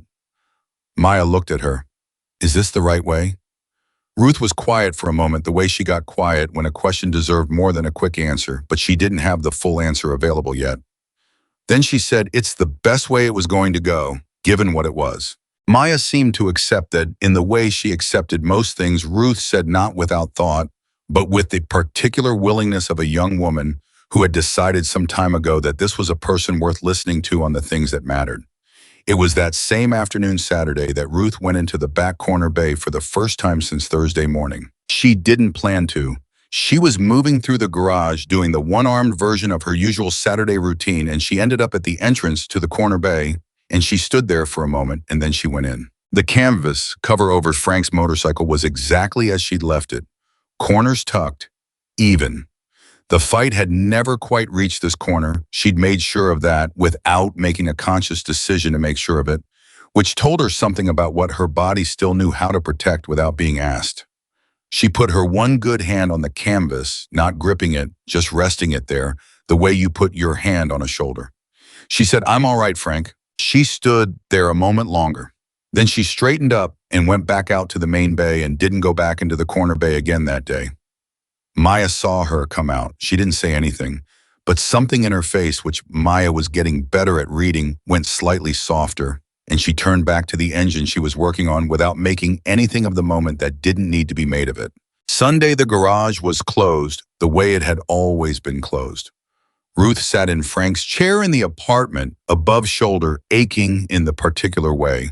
Healing ache stitches pulling when she moved wrong, and she did something she hadn't done in 3 years. She took the steel box out from the back of the closet where she'd put it after the police cleared the scene, set it on the table in front of her, opened it and looked at the patch for a long time without touching it. She looked at it the way you look at something you've been avoiding because you weren't sure what you'd feel when you finally stopped avoiding it. She expected grief or longing or the specific ache of something that used to be true about yourself and isn't anymore. She found something else instead, something quieter. Not pride exactly. More like acknowledgement, the recognition of a thing that had been real and had cost something real and had been worth both the realness and the key. Even knowing how it had ended and what it had required her to carry. She closed the box. She didn't put it back in the closet. She set it on the shelf beside the window where the morning light would reach it first. Then she went to bed, and this time she slept. Dean Rohr's trial began on a Tuesday in November, 4 months after the morning that had emptied out half of Millhaven Ridge. Ruth knew the date because Detective Brewer had called the garage 2 weeks prior to let her know. She'd written it on the small calendar she kept tacked above the parts counter, the same calendar where she noted oil change due dates and parts, rival windows, and the occasional appointment she couldn't carry in her head. She wrote it in the same handwriting that she used for everything else. No different weight on the pen, no special notation beside it, just the date in Dean Rohr's name and the word trial. Maya had seen it and hadn't said anything. She was getting better at knowing which silences Ruth was building around something and which ones were simply the natural quiet of a woman who didn't spend words she didn't need to spend. The shoulder had healed by then mostly. The sling had come off after 3 weeks, 2 weeks earlier than the doctor had recommended, because Ruth had a garage to run and couldn't do it, one-armed indefinitely, and because the specific look on Maya's face every time she had to do a job, Ruth would normally handle herself, had become something Ruth found harder to witness than the pain of using the arm before it was ready. She'd rebuilt the strength in it slowly, the way she rebuilt everything without announcement, without complaint, with the patient, daily repetition of someone who understood that recovery was just another form of work. The stitches had come out on schedule.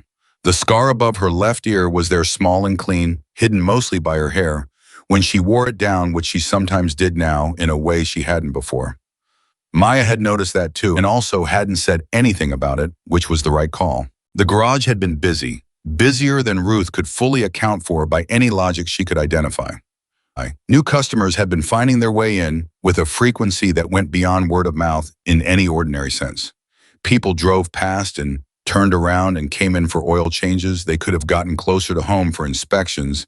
They didn't strictly need yet for questions about vehicles they were thinking about buying and wanted a second opinion on. They were polite, most of them. They didn't mention Thursday. They just found reasons to be in the garage, and Ruth served them with the same warmth and brevity she'd always used, and they left satisfied, and some of them came back. Pete Carver from the hardware store became a regular presence. He'd stop in 2 or 3 times a week on his lunch break, sometimes with an actual vehicle question, sometimes just with coffee from the place down the road that he'd hand across the counter and then lean against the wall and talk about nothing in particular for 10 minutes before heading back. Ruth accepted the coffee without making a ceremony of it. She understood what it was. It was a man finding a way to say thank you in a form that didn't require either of them to use that word out loud. Other business owners came by in their own ways. The woman who ran the laundromat sent her teenage son in with a pie one Wednesday morning, which Maya thought was wonderful and which Ruth accepted graciously and immediately set out on the counter for customers to help themselves to, which was not exactly what the gesture had been intended for, but was the particular language Ruth spoke when it came to kindness she didn't know how to receive in a stationary way. The feed store owner, the one who'd held out almost a month before the brick through his window, came in person on a Saturday morning and shook Ruth's hand and didn't let go of it for just slightly longer than a normal handshake. He was a big man ranching family, the kind of man who measured other people by what they were willing to endure. And he held Ruth's hand and looked at her and said, "I should have done something sooner. I want you to know I know that." Ruth said he'd done what he needed to do to protect his livelihood, and that was reasonable. He said it wasn't enough. She said it was enough now. He left without ordering anything. He came back the following week and became another regular. These were the things happening on the surface, the visible texture of the weeks following Thursday. The town rearranging itself around what had happened, the way water rearranges itself around a new shape dropped into it. Underneath the surface, something else was moving. The first indication came from Brewer, who called on a Thursday 3 weeks after Ruth's statement to let her know that Otis Greeter's testimony had opened up the investigation in a direction nobody had initially anticipated. Otis hadn't just given them the Copperhead operation. He'd given them the names of 2 men in a separate, unrelated crew, 2 counties over, who had been connected to Dean's operation through a shared supplier of stolen parts. Those 2 names had led, through channels Brewer described carefully without specifics, to an ongoing investigation that the county sheriff's office had been running independently for 8 months without making the break they needed. Otis Greeter's statement had provided that break. Brewer said, "I want you to know the scope of what that man's testimony is doing, because part of the reason he walked through that door is sitting in your garage every day." Ruth said he walked through because he decided to. Brewer said, "But people decide things for reasons." Ruth said, "Are you calling to tell me something specific, Carl, or are we having a philosophical conversation?" He almost laughed. "The extortion charges against Rohr are solid. The assault charges from Thursday are solid. We're looking at additional charges based on Otis's testimony that will extend the sentence substantially. I wanted you to hear that from me before the trial starts." Ruth said, "I appreciate that." Brewer said, "I also wanted to tell you that 3 of the 8 men treated at Mercy General have privately and formally indicated to officers they trust that they have no interest in pursuing anything related to Thursday. The other 5 haven't said anything at all, which means the same thing." Ruth said, "I already knew that." Brewer said, "I know you did. I just like being thorough." A pause. "How's the shoulder?" She said, "It's fine." He said he'd be in touch before the trial date, and they ended the call, and Ruth stood behind the parts counter for a moment after she set the phone down and thought about Otis Greeter sitting in a police station telling everything he knew to people who were going to use it to dismantle the world he'd built for 40 years. She thought about the specific courage that required, which was a different kind of courage from the kind that showed up on a Thursday morning in a garage, quieter, colder, with no adrenaline to carry it and no immediate physical threat to focus it. Just a man in a chair choosing deliberately and without any particular audience to do the thing that was right rather than the thing that was safe. She found she respected him for it in a way that was completely separate from her feelings about the role he'd played in Thursday. People contained more than one thing at once. She'd learned that a long time ago and had spent the years since applying it without sentimentality or naivety. Otis Greeter had told Dean Rohr her name and had helped send 12 men to her garage and had also walked into a police station alone and told the truth about everything. Both of those things were equally real. She held them both without needing to resolve the tension between them. Maya's understanding of all of this was evolving in ways Ruth could track even without being told directly. 7 months ago, she'd been a young woman who'd learned not to trust people too quickly and who'd showed up at a garage door with her chin lifted slightly higher than she needed it to be.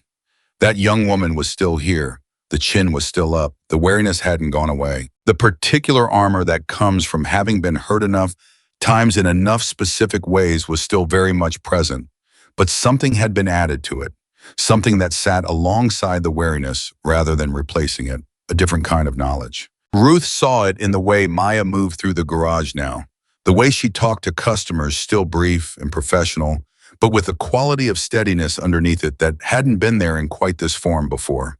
The way she handled the mechanical work, which had always been competent, but which now had a kind of ownership to it. She wasn't working in Ruth's garage anymore.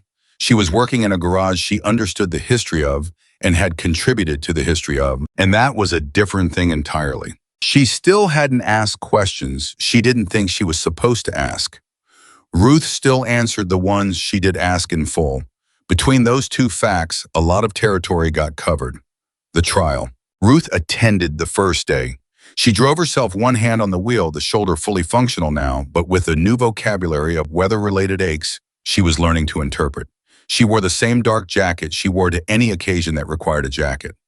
She sat near the back of the courtroom, third row from the last in the aisle seat, which she chose with a habitual awareness of someone who always knows where the exits are. Maya went with her. Ruth hadn't asked her to come, and Maya hadn't asked whether she should. She'd simply appeared at the garage at 7:30 that morning, instead of 5:55 in a clean blouse, instead of her coverall car keys in her hand, and said, "I'm driving." Ruth had looked at her for a moment and then said, "Fine, but we're leaving by noon." They stayed until 2:00. Dean Rohr was brought in with his public defender, a young woman who carried herself with the specific determined competence of someone who knew her client's case was going to be uphill and had decided to do the work anyway. Dean looked smaller than he'd looked in the garage. Not physically, he was the same size, but the particular quality of presence he'd carried into Ruth's garage on both visits, the deliberate weight of a man who had built himself into someone other people needed to be afraid of, was gone. What was left was 29 years old in a suit jacket that didn't fit quite right and eyes that moved around the room without settling. When those eyes found Ruth in the third to last row, they stopped moving. She held his gaze. Not with hostility, not with triumph, just steadily, the way she held most things, giving them the full weight of her attention without any performance around it. Dean looked away first. The prosecution opened with the extortion charges, which were foundational and which Brewer's team had built with the kind of documentary precision that came from Otis Greeter's complete cooperation and the testimony of 7 business owners who had now agreed to go on record. It was thorough, methodical, the specific language of a legal proceeding that was designed to be airtight rather than dramatic. Ruth listened to all of it and found she could sit with it more easily than she'd expected. Maya sat beside her and watched Dean Rohr's face for most of the morning, the way you watch something you're trying to understand. At the lunch recess, she said, "He looks like he finally knows how it ends." Ruth said he probably knew before he walked in the door. Maya said, "Is that what the guilty plea is about when it comes?" Ruth said, "How do you know he's going to plead guilty?" Maya said, "Because Brewer called Thursday morning when you were under the truck and told us the plea negotiation was ongoing and that it looked like it was going to hold." She paused. "I told him you already knew, which I'm now thinking was optimistic." Ruth looked at her. Then she said, "No, I didn't know that part." Maya said, "Huh, first time." Ruth said, "Don't push it." They went back in for the afternoon session. The twist that nobody in that courtroom had prepared for arrived at 3:15 in the form of a witness nobody on the prosecution's public list had named. The defense requested a brief recess after the second prosecution witness finished.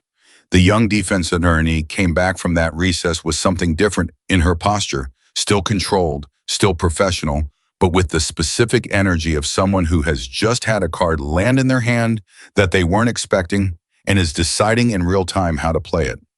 She requested permission to introduce testimony relevant to the character and motivations of the defendant. The judge allowed it. The witness was a woman in her late 50s named Carol Rohr, Dean's mother. She came in without drama, no particular performance of grief or defense. A small woman who had clearly been working her whole life and looked it, and she took the stand and spoke about her son in the particular way of parents who love someone whose choices they cannot excuse and have stopped trying to excuse but haven't stopped loving. She talked about his father, about watching a man spend 30 years swallowing his pride in front of every landlord and foreman in the county, about what that had done to the son who watched it. She wasn't making excuses. She was clear about that unprompted. She said, "I'm not sitting here to tell you my boy didn't do what they say he did.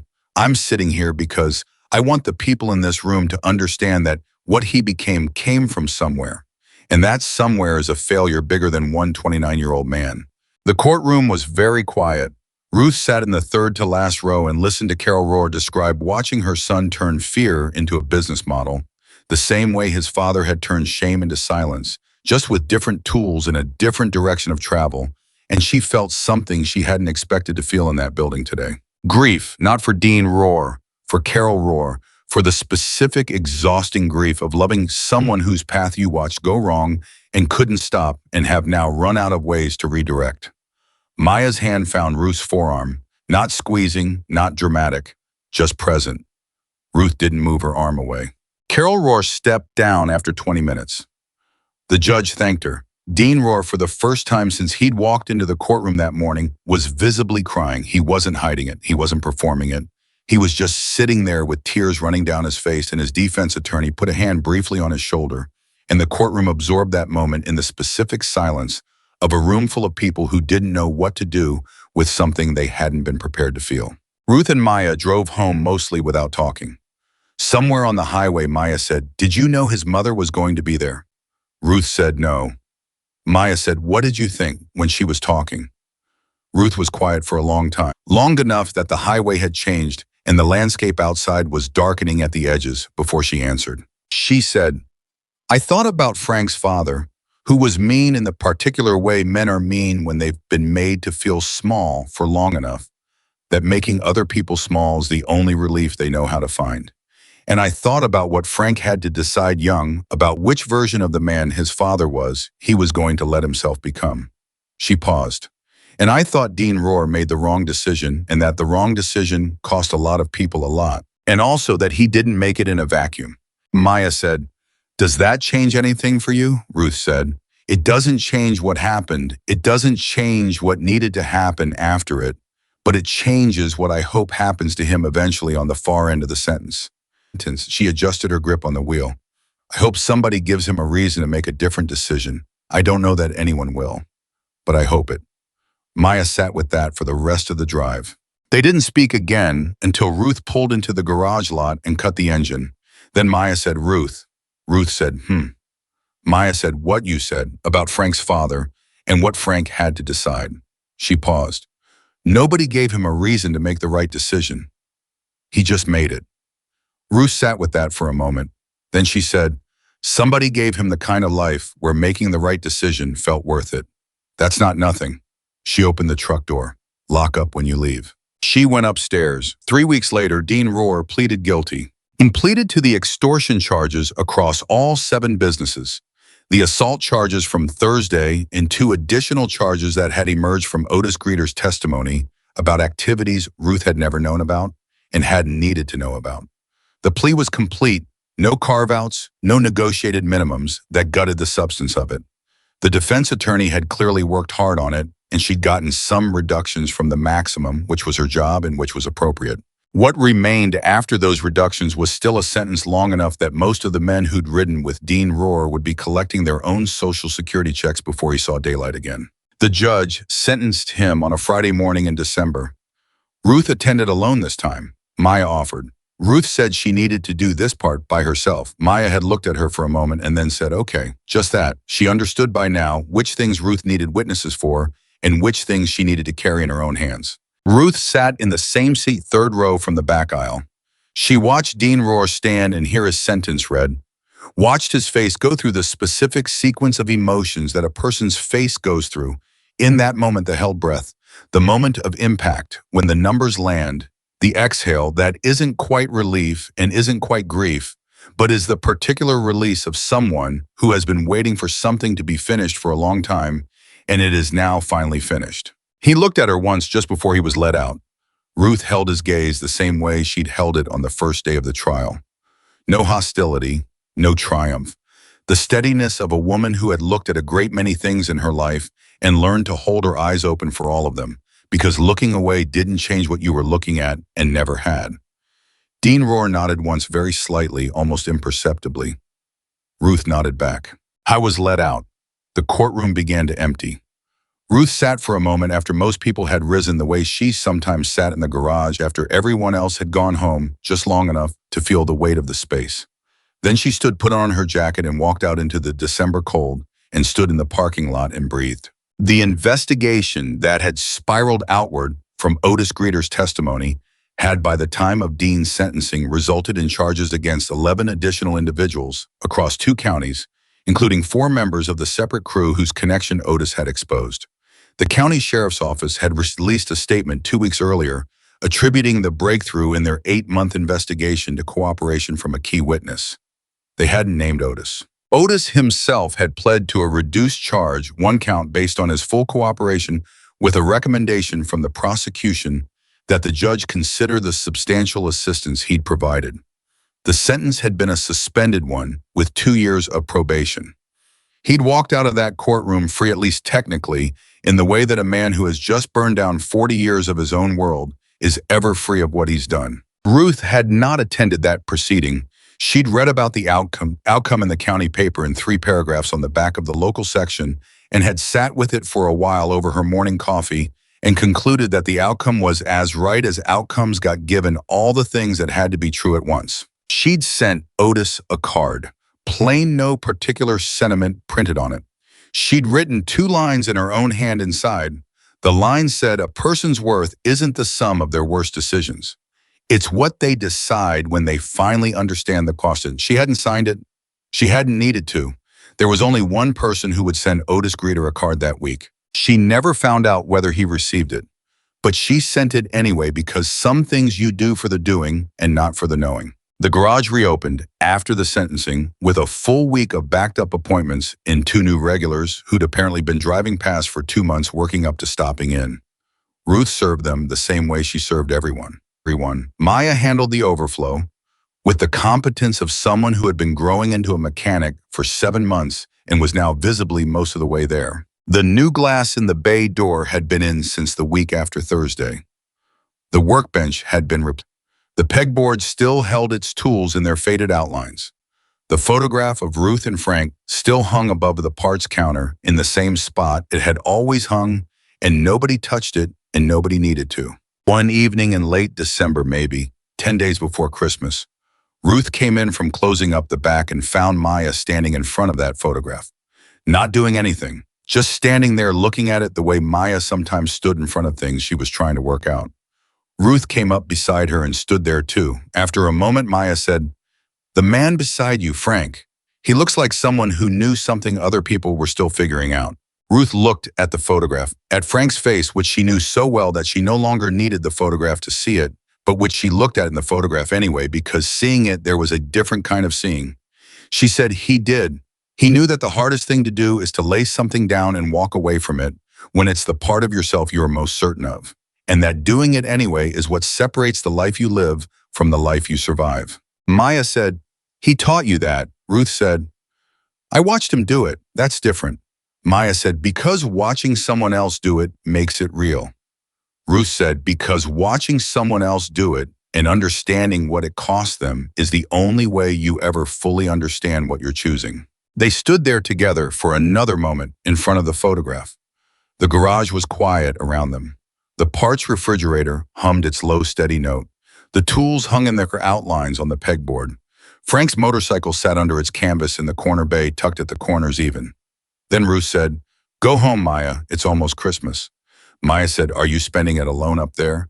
Ruth said, "I spend every Christmas alone up there." Maya said, "Not this year." Ruth looked at her. Maya said, "I'm making food. You're coming down or I'm coming up. Either way." She said it with her chin at exactly the same height it had been at 7 months ago, on the morning she'd walked through that door looking for work and a place to disappear. The same wariness underneath it, the same determination on top. But something between those two layers had shifted permanently in a way that no longer needed to announce itself. Ruth looked at her for a long moment. Then she said, "I'll come down." Christmas that year was the first one Ruth Calloway had not spent alone in the apartment above the garage since Frank died. Maya cooked in the small kitchen off the back office, which technically wasn't designed for cooking, but which had a hot plate and a microwave and a determination that made up for the rest.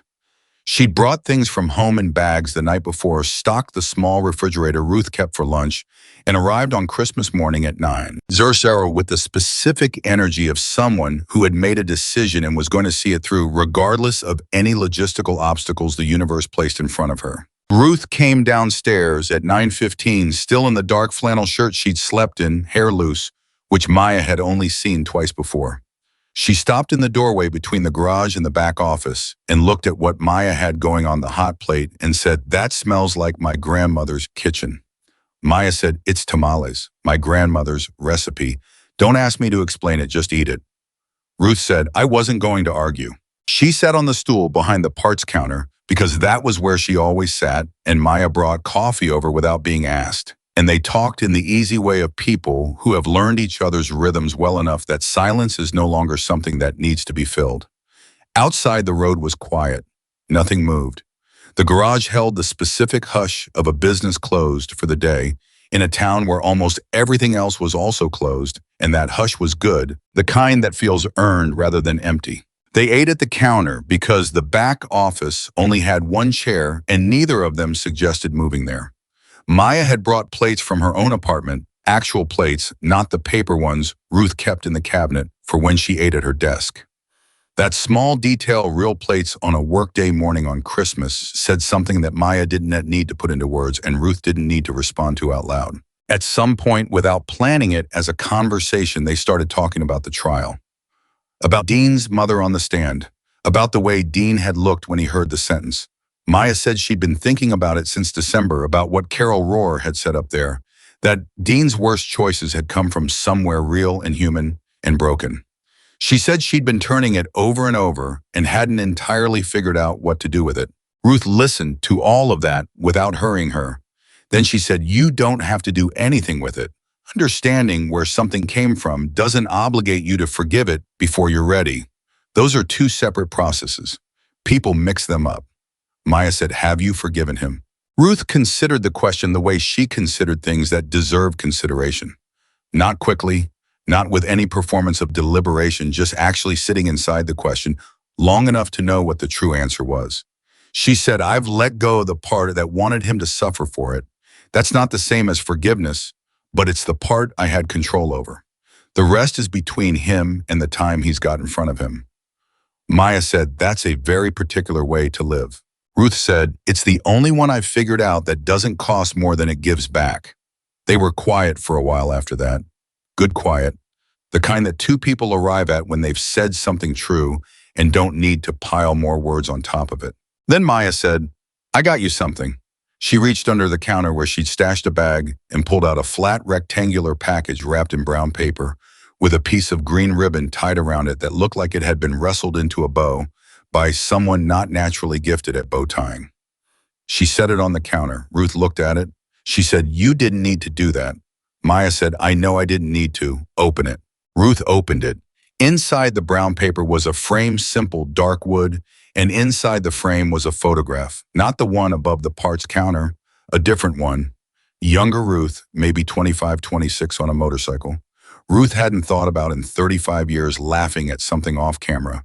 The laugh full and unguarded and completely unlike any expression Maya had ever seen on her face in 7 months of working 6 feet away from her. Ruth held the frame and looked at the photograph for a long time. She said, "Where did you find this?" Maya said. "I asked Pete Carver. He said one of the older guys in town might have photographs from back then, from before. I tracked it down. It took a while." She paused. "It's the only one I found where you're laughing like that." Ruth said, "I was 24. Frank took that picture." She was quiet. "I didn't know he still had this one." Maya said, "You can put it wherever you want, or not put it anywhere. I just thought you should have it." Ruth set the frame carefully on the counter in front of her. She looked at it for another moment. Then she said very quietly, more to the photograph than to Maya, "I forgot I used to laugh like that." Maya said nothing. She refilled Ruth's coffee and let the moment be what it was. That was Christmas. The new year came in cold and fast and brought with it the particular industry of a garage that had established itself through no deliberate campaign as the place people went when they wanted to be taken care of without being talked down to. The waiting list for appointments stretched 3 weeks out by February, which was something Ruth had never once had to manage before, and which required the installation of a proper scheduling system that Maya set up on an old laptop she'd had in her apartment, and which Ruth observed being set up with the expression of someone who didn't fully trust it, but was willing to let the experiment run. Maya finished her apprenticeship certification in March. She'd been working toward it for longer than the 7 months she'd been at the garage. She'd started the coursework somewhere before Millhaven Ridge, in that chapter of her life she hadn't explained and Ruth hadn't asked about, and she passed the final assessment on the first try, which the examiner told her afterward was not the norm. She called Ruth from the parking lot of the assessment center, with the results still warm in her hand, and said, "I passed." Ruth said, "I know." Maya said, "I just took the test." Ruth said, "I know. I also know you." Maya stood in that parking lot for a moment holding her phone, and something moved through her chest that was too large and too complicated to name right there in the cold. She said, "Ruth, thank you for the key and the coverall and not asking questions." Ruth said, "You did the work." Maya said, "You let me." Ruth said, "Come back and get the afternoon jobs done. We're 3 cars behind." Maya laughed. For the first time in that conversation, she laughed. "Okay." She drove back. Spring arrived the way spring arrives in a place like Millhaven Ridge, not dramatically, not all at once, but in the specific accumulation of small warmings that a person who has spent winters there learns to read before they're visible to anyone newly arrived. The ground softening, the particular change in the quality of light in the early morning when Ruth raised the shutters at 6:00, the sound of birds before 5:00 that hadn't been there 2 weeks ago. It was April when Ruth went into the corner bay and stayed there for more than a minute. Maya was doing a brake job on the far side of the garage and heard nothing unusual, just the soft sound of canvas being folded back and then quiet. She kept working. She understood by now that the corner bay was a place she didn't follow Ruth into unless invited. Ruth stood in front of Frank's motorcycle for the first time in 3 years without the canvas cover between them. It was beautiful, even unfinished. It was the most beautiful thing Frank Calloway had ever built, which was saying something because he'd built a great many things in his life and had built all of them with the same slow, deliberate patience he'd brought to everything he cared about. The frame was complete. The engine was in and would run, she knew that, because she'd checked it once quietly in the first year after he died and had put the cover back and not touched it since. What remained unfinished were the small details. The trim pieces in the final chrome work in the hand-tooled leather on the seat that Frank had been doing himself because he'd said a machine you built for someone you loved deserved to have parts of it made by your actual hands. Ruth stood there and looked at it for a long time. She thought about the promise she'd made at his grave. Not the whole of it, just the specific part that said she'd keep the garage exactly as he'd left it. She thought about what keeping a promise actually meant. Whether it meant preserving the exact physical state of everything, or whether it meant honoring the spirit of the man who'd loved her enough to spend 20 years building a life worth keeping. Frank had been building this motorcycle for their 10th anniversary. He'd told her once on an evening when they'd been sitting in the back of the garage after closing that he was going to finish it and they were going to ride it together just once, all the way to the coast and back, just to prove to themselves that they still could. That the road was still there for them if they wanted it. He'd never gotten to finish it. Ruth stood in the corner bay and asked herself honestly what Frank would want her to do with it now. Not what she owed him, not what the promise required, what he'd actually want. And the answer came back the same way Frank's answers always came back, quiet, without drama, leaving no real room for argument. He'd want it finished. He'd want it ridden. He'd want her to prove to herself that the road was still there. She came out of the corner bay and said, "Maya, come here." Maya set down her tools and came over, wiping her hands, reading Ruth's face for information. Found something there she hadn't seen before. Not grief, not the controlled neutrality Ruth wore through difficult things. Something more open than that. Something that had a quality of arrival to it, like a person who has been traveling a long time and has just recognized a landmark they thought they'd never see again. Ruth said, "I'm going to finish the motorcycle." Maya looked at her. She understood what that meant, had understood what that corner bay meant from the first week she'd worked here, even without being told the specifics. She said, "Do you want help?" Ruth said. "With the parts, yes. With the leather work, no. That part I do myself." Maya said, "Okay." Ruth said, "It's going to take a while." Maya said, "I'm not going anywhere." They worked on it through April and into May. Not every day, the garage's regular work didn't stop, and there were days where the corner bay didn't get touched at all. But on the mornings where the appointments didn't start until 8 a.m., and on the Saturday afternoons when the last customer had gone and the light was still good, Ruth would go into the corner bay and work. Maya handled the mechanical parts with her when needed, mostly by handing things over without commentary and asking technical questions rather than emotional ones, which was exactly the right approach, and which Ruth noted without saying so. The leather seat took 6 weeks by itself. Ruth worked on it in the apartment above the garage in the evenings at the pump by the window, with tools she'd kept for 30 years and had not used for most of them. Her hands remembered what they were doing before her mind fully caught up, the way bodies remember things that minds have let go of. She worked slowly the way Frank would have worked, and she thought about him while she worked, and she talked to him sometimes while she worked. In the low, unhurried way, she'd always talk to him late at night when the building was quiet around her. She told him about Maya, about the apprenticeship certification, about the photograph from Christmas morning, the one where she was laughing on a motorcycle at 24, which was now hanging on the wall of the apartment next to the window where the morning light reached it first.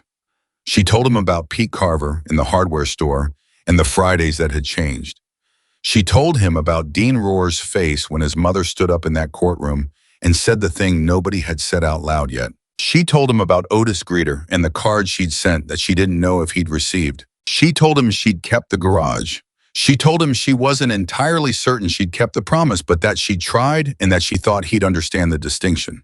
She told him she was going to finish what he started. The motorcycle was complete on a Saturday morning in early June. Ruth rolled it out of the corner bay herself alone at 5:45, 15 minutes before Maya arrived. She stood beside it in the middle of the garage floor and looked at it in the early light coming through the new bay door glass. It was everything Frank had intended it to be. She could see his decisions in every line of it, the choices that reflected the particular way his mind worked, the places where he'd prioritize longevity over flash function, over spectacle. The hand-tooled seat that had his patience in every cut of the leather. She put her hand on the handlebars, left hand the shoulder that had taken the bat in October, the one that still talked to her when it rained. She held the handlebar and stood there and felt the full weight of what she was touching. Maya arrived at 5:55. She came through the back door, stopped immediately, and stood in the office doorway looking at the motorcycle in the middle of the garage floor and at Ruth standing beside it. She didn't say anything for a moment. Then she said, "It's done." Ruth said, "Spatutillas." Maya walked over slowly the way you walk towards something you want to see properly. She walked around it once, taking in all of it, and she said, "Ruth, it's incredible." Ruth said he had good instincts. Maya stopped in front of the seat, looked at the leatherwork and said, "You did this part." Ruth said, "Yes." Maya looked at her. "Are you going to ride it?" Ruth said, "Once, around the block, and then it goes back under the cover." Maya said, "Why only once?" Ruth was quiet for a moment. Then she said, "Because some things are better finished than used, but they still need to be finished.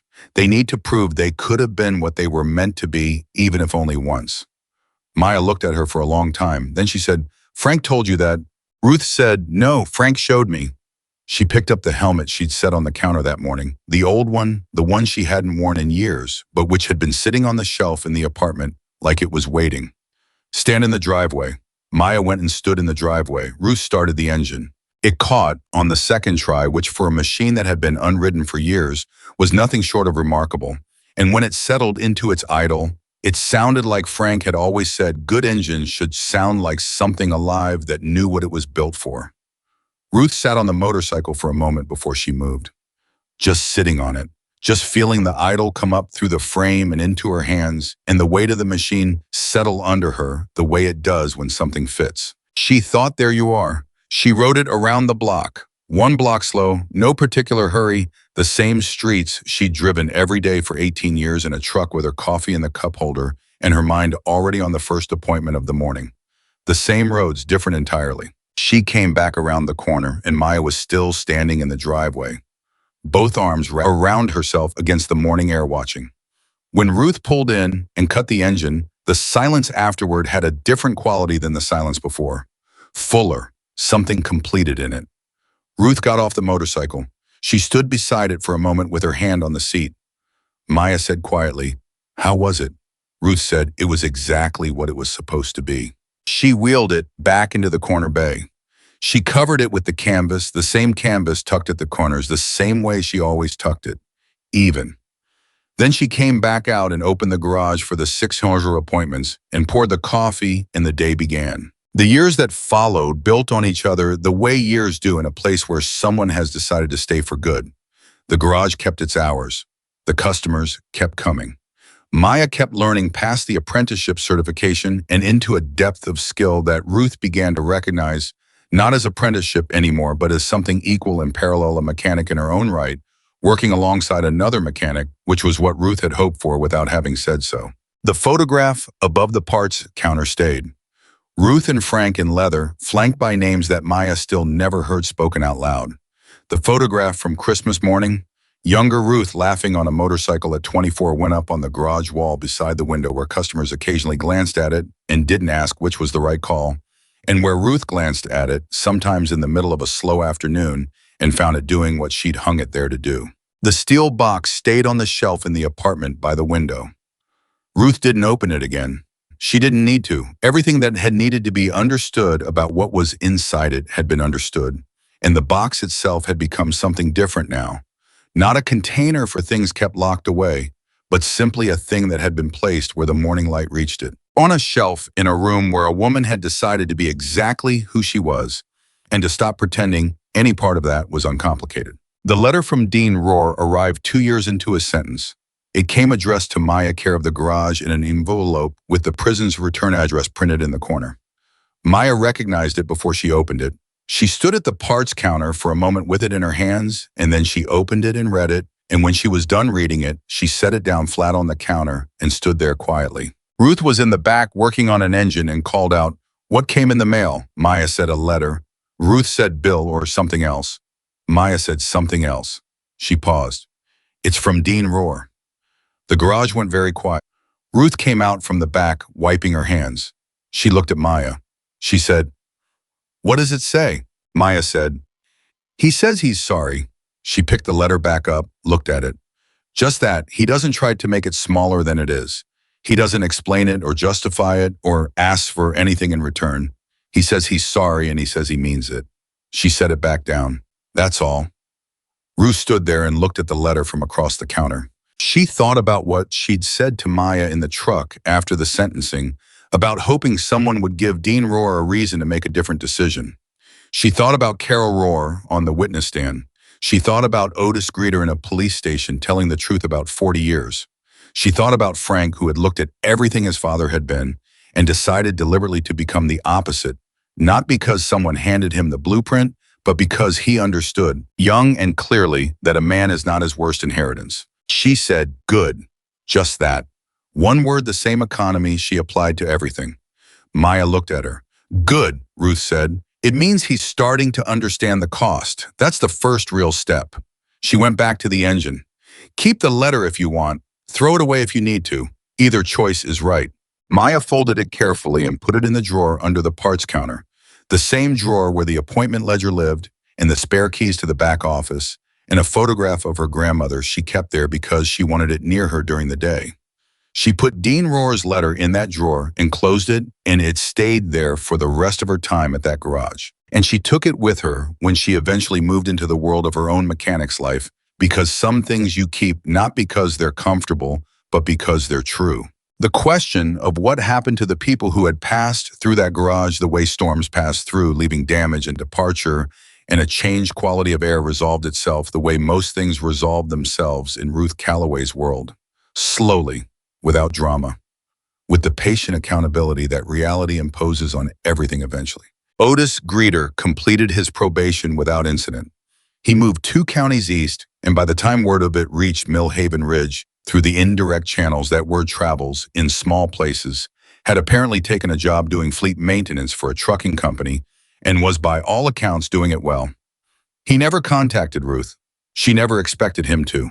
The card she'd sent had said what needed saying, and the rest was his to carry in whatever way he chose to carry it. The 6 men arrested at the garage scene on Thursday served varying terms based on their respective roles in the broader operation.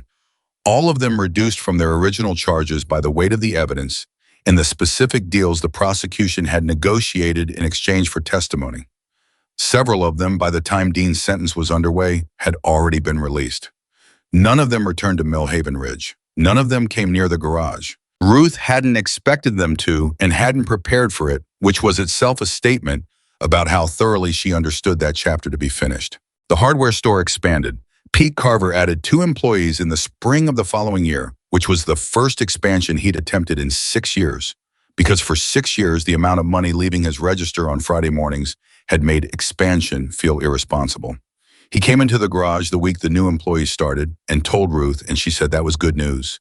And she meant it, and he knew she meant it. And they both understood, without saying so, that the connection between that expansion and one woman refusing to pay $200 a week was direct and uncomplicated and didn't need commentary. 11 years. That was how long Ruth Calloway kept running that garage after the morning that had emptied out half of Millhaven Ridge. 11 years of 6-hour mornings and cold coffee, and the particular piece of a woman who has found the one place in the world that is exactly large enough to hold everything she has become. She taught Maya everything Frank had taught her in the same way Frank had taught her, one quiet lesson at a time, never announcing the lesson, just letting the work speak and the understanding arrive at its own pace. Maya learned to read engines the way Ruth read rooms. She learned to talk to customers the way Frank had talked to everyone warmly, briefly, without spending a word she didn't need to. She learned to raise the shutters at 600 sharp every day. No exceptions, because that was how the garage ran, and there were some habits that weren't habits anymore and hadn't been for a long time. They argued occasionally in the way of people who respect each other enough to push back. Maya thought Ruth was too conservative about upgrading the equipment. Ruth thought Maya was too quick to take on more work than the garage could absorb in a given week. They were both right and both wrong in equal measure, and they both knew it and kept arguing anyway because that was also how the garage ran. Ruth passed away on a Tuesday morning in October, quietly in her sleep in the apartment above the garage where she'd lived since burying Frank.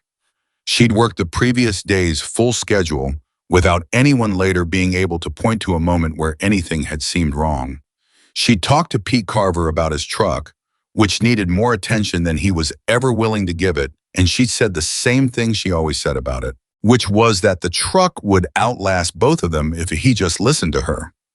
She'd closed up at 5:30 with Maya and said goodnight in the back parking lot. With the same unhurried evenness, she said goodnight every day. She'd gone upstairs and made coffee and sat in Frank's chair by the window, which was where Maya imagined her when she thought about her later in Frank's chair with coffee, looking at the morning light that the window always caught first. Half of Millhaven Ridge came to the funeral, and more than half people drove in from 2 counties over some of them. Nobody in town recognized older people who'd known a different version of Ruth Calloway in a different chapter of a very long life and who'd come to say goodbye to both versions at once. Pete Carver sat in the second row. The feed store owner sat beside him. The woman who ran the laundromat. Business owners who'd spent 4 months leaving envelopes on their counters and had spent the years since that stopping, understanding exactly what they owed to the woman in the coffin at the front of that room. Maya sat in the first row and held the thing she'd been carrying since Tuesday morning, without flinching from it because Ruth had taught her, among everything else, that grief is not a thing you manage. It is a thing you face the way you face hard things directly, without looking for the angle that makes it easier, without flinching from the full weight of what it costs. After the service, Maya drove back to the garage and raised the shutters at exactly 600 the following morning. Not because anyone was expecting her to, not because the appointments required it, though they did, because that was how the garage ran, and by now it wasn't Ruth's habit or Frank's habit or anyone's habit that needed acknowledging. It was simply the truth of the place. She kept Ruth's stool empty behind the parts counter. She didn't announce that decision to anyone. She just didn't let anyone sit on it, and people who spent any time in that garage came to understand without being told that the stool was not available, and nobody ever pressed the point. The photograph of Ruth and Frank in leather stayed above the parts counter exactly where it had always hung. Maya looked at it every morning when she came in and every evening when she closed up, not with grief exactly. Not anymore, not after the first hard year, but with the particular recognition of someone looking at people who had made choices. They understood finally and completely at the level where understanding stops being intellectual and becomes something else entirely. The steel box was on the shelf in the back office now because the apartment upstairs had been converted into storage when Maya moved operations around after the first year alone. The box sat on the shelf where the morning light reached it through the small window above the parts sink. She didn't open it. She didn't need to. The patch inside was known and honored and finished in every sense that mattered, and leaving it in the box in the light was the right way to hold it. The garage ran. It ran the way it had always run, on the same hours, the same values, the same fundamental belief that a person who came through that door looking for help deserved to be taken care of without being talked down to or taken advantage of, and that a fair day's work done honestly was enough, was more than enough, was in fact the whole of what you owed the world and what the world owed you in return. Some mornings before the first customer arrived, Maya would stand in front of the photograph above the parts counter and look at Frank's face and Ruth's face and think about what Ruth had said on that December evening by the photograph, that the hardest thing a person can do is lay down the part of themselves they're most certain of and walk away from it, and that doing it anyway is what separates the life you live from the life you survive. Ruth Calloway had put down something enormous and picked it up exactly once when she had no other choice and put it back down again, and kept her promise to a dead man she still loved with the full force of a woman who knew how to love things that deserved it. That was the whole of the story, and the whole of the story was enough. There are people in this world who have already been everywhere that violence can take a person, who have seen every room at the end of that road and know exactly what those rooms cost and what they never ever give back. And those people, the ones who have truly seen it and truly understood it, don't choose peace because they're afraid of the alternative.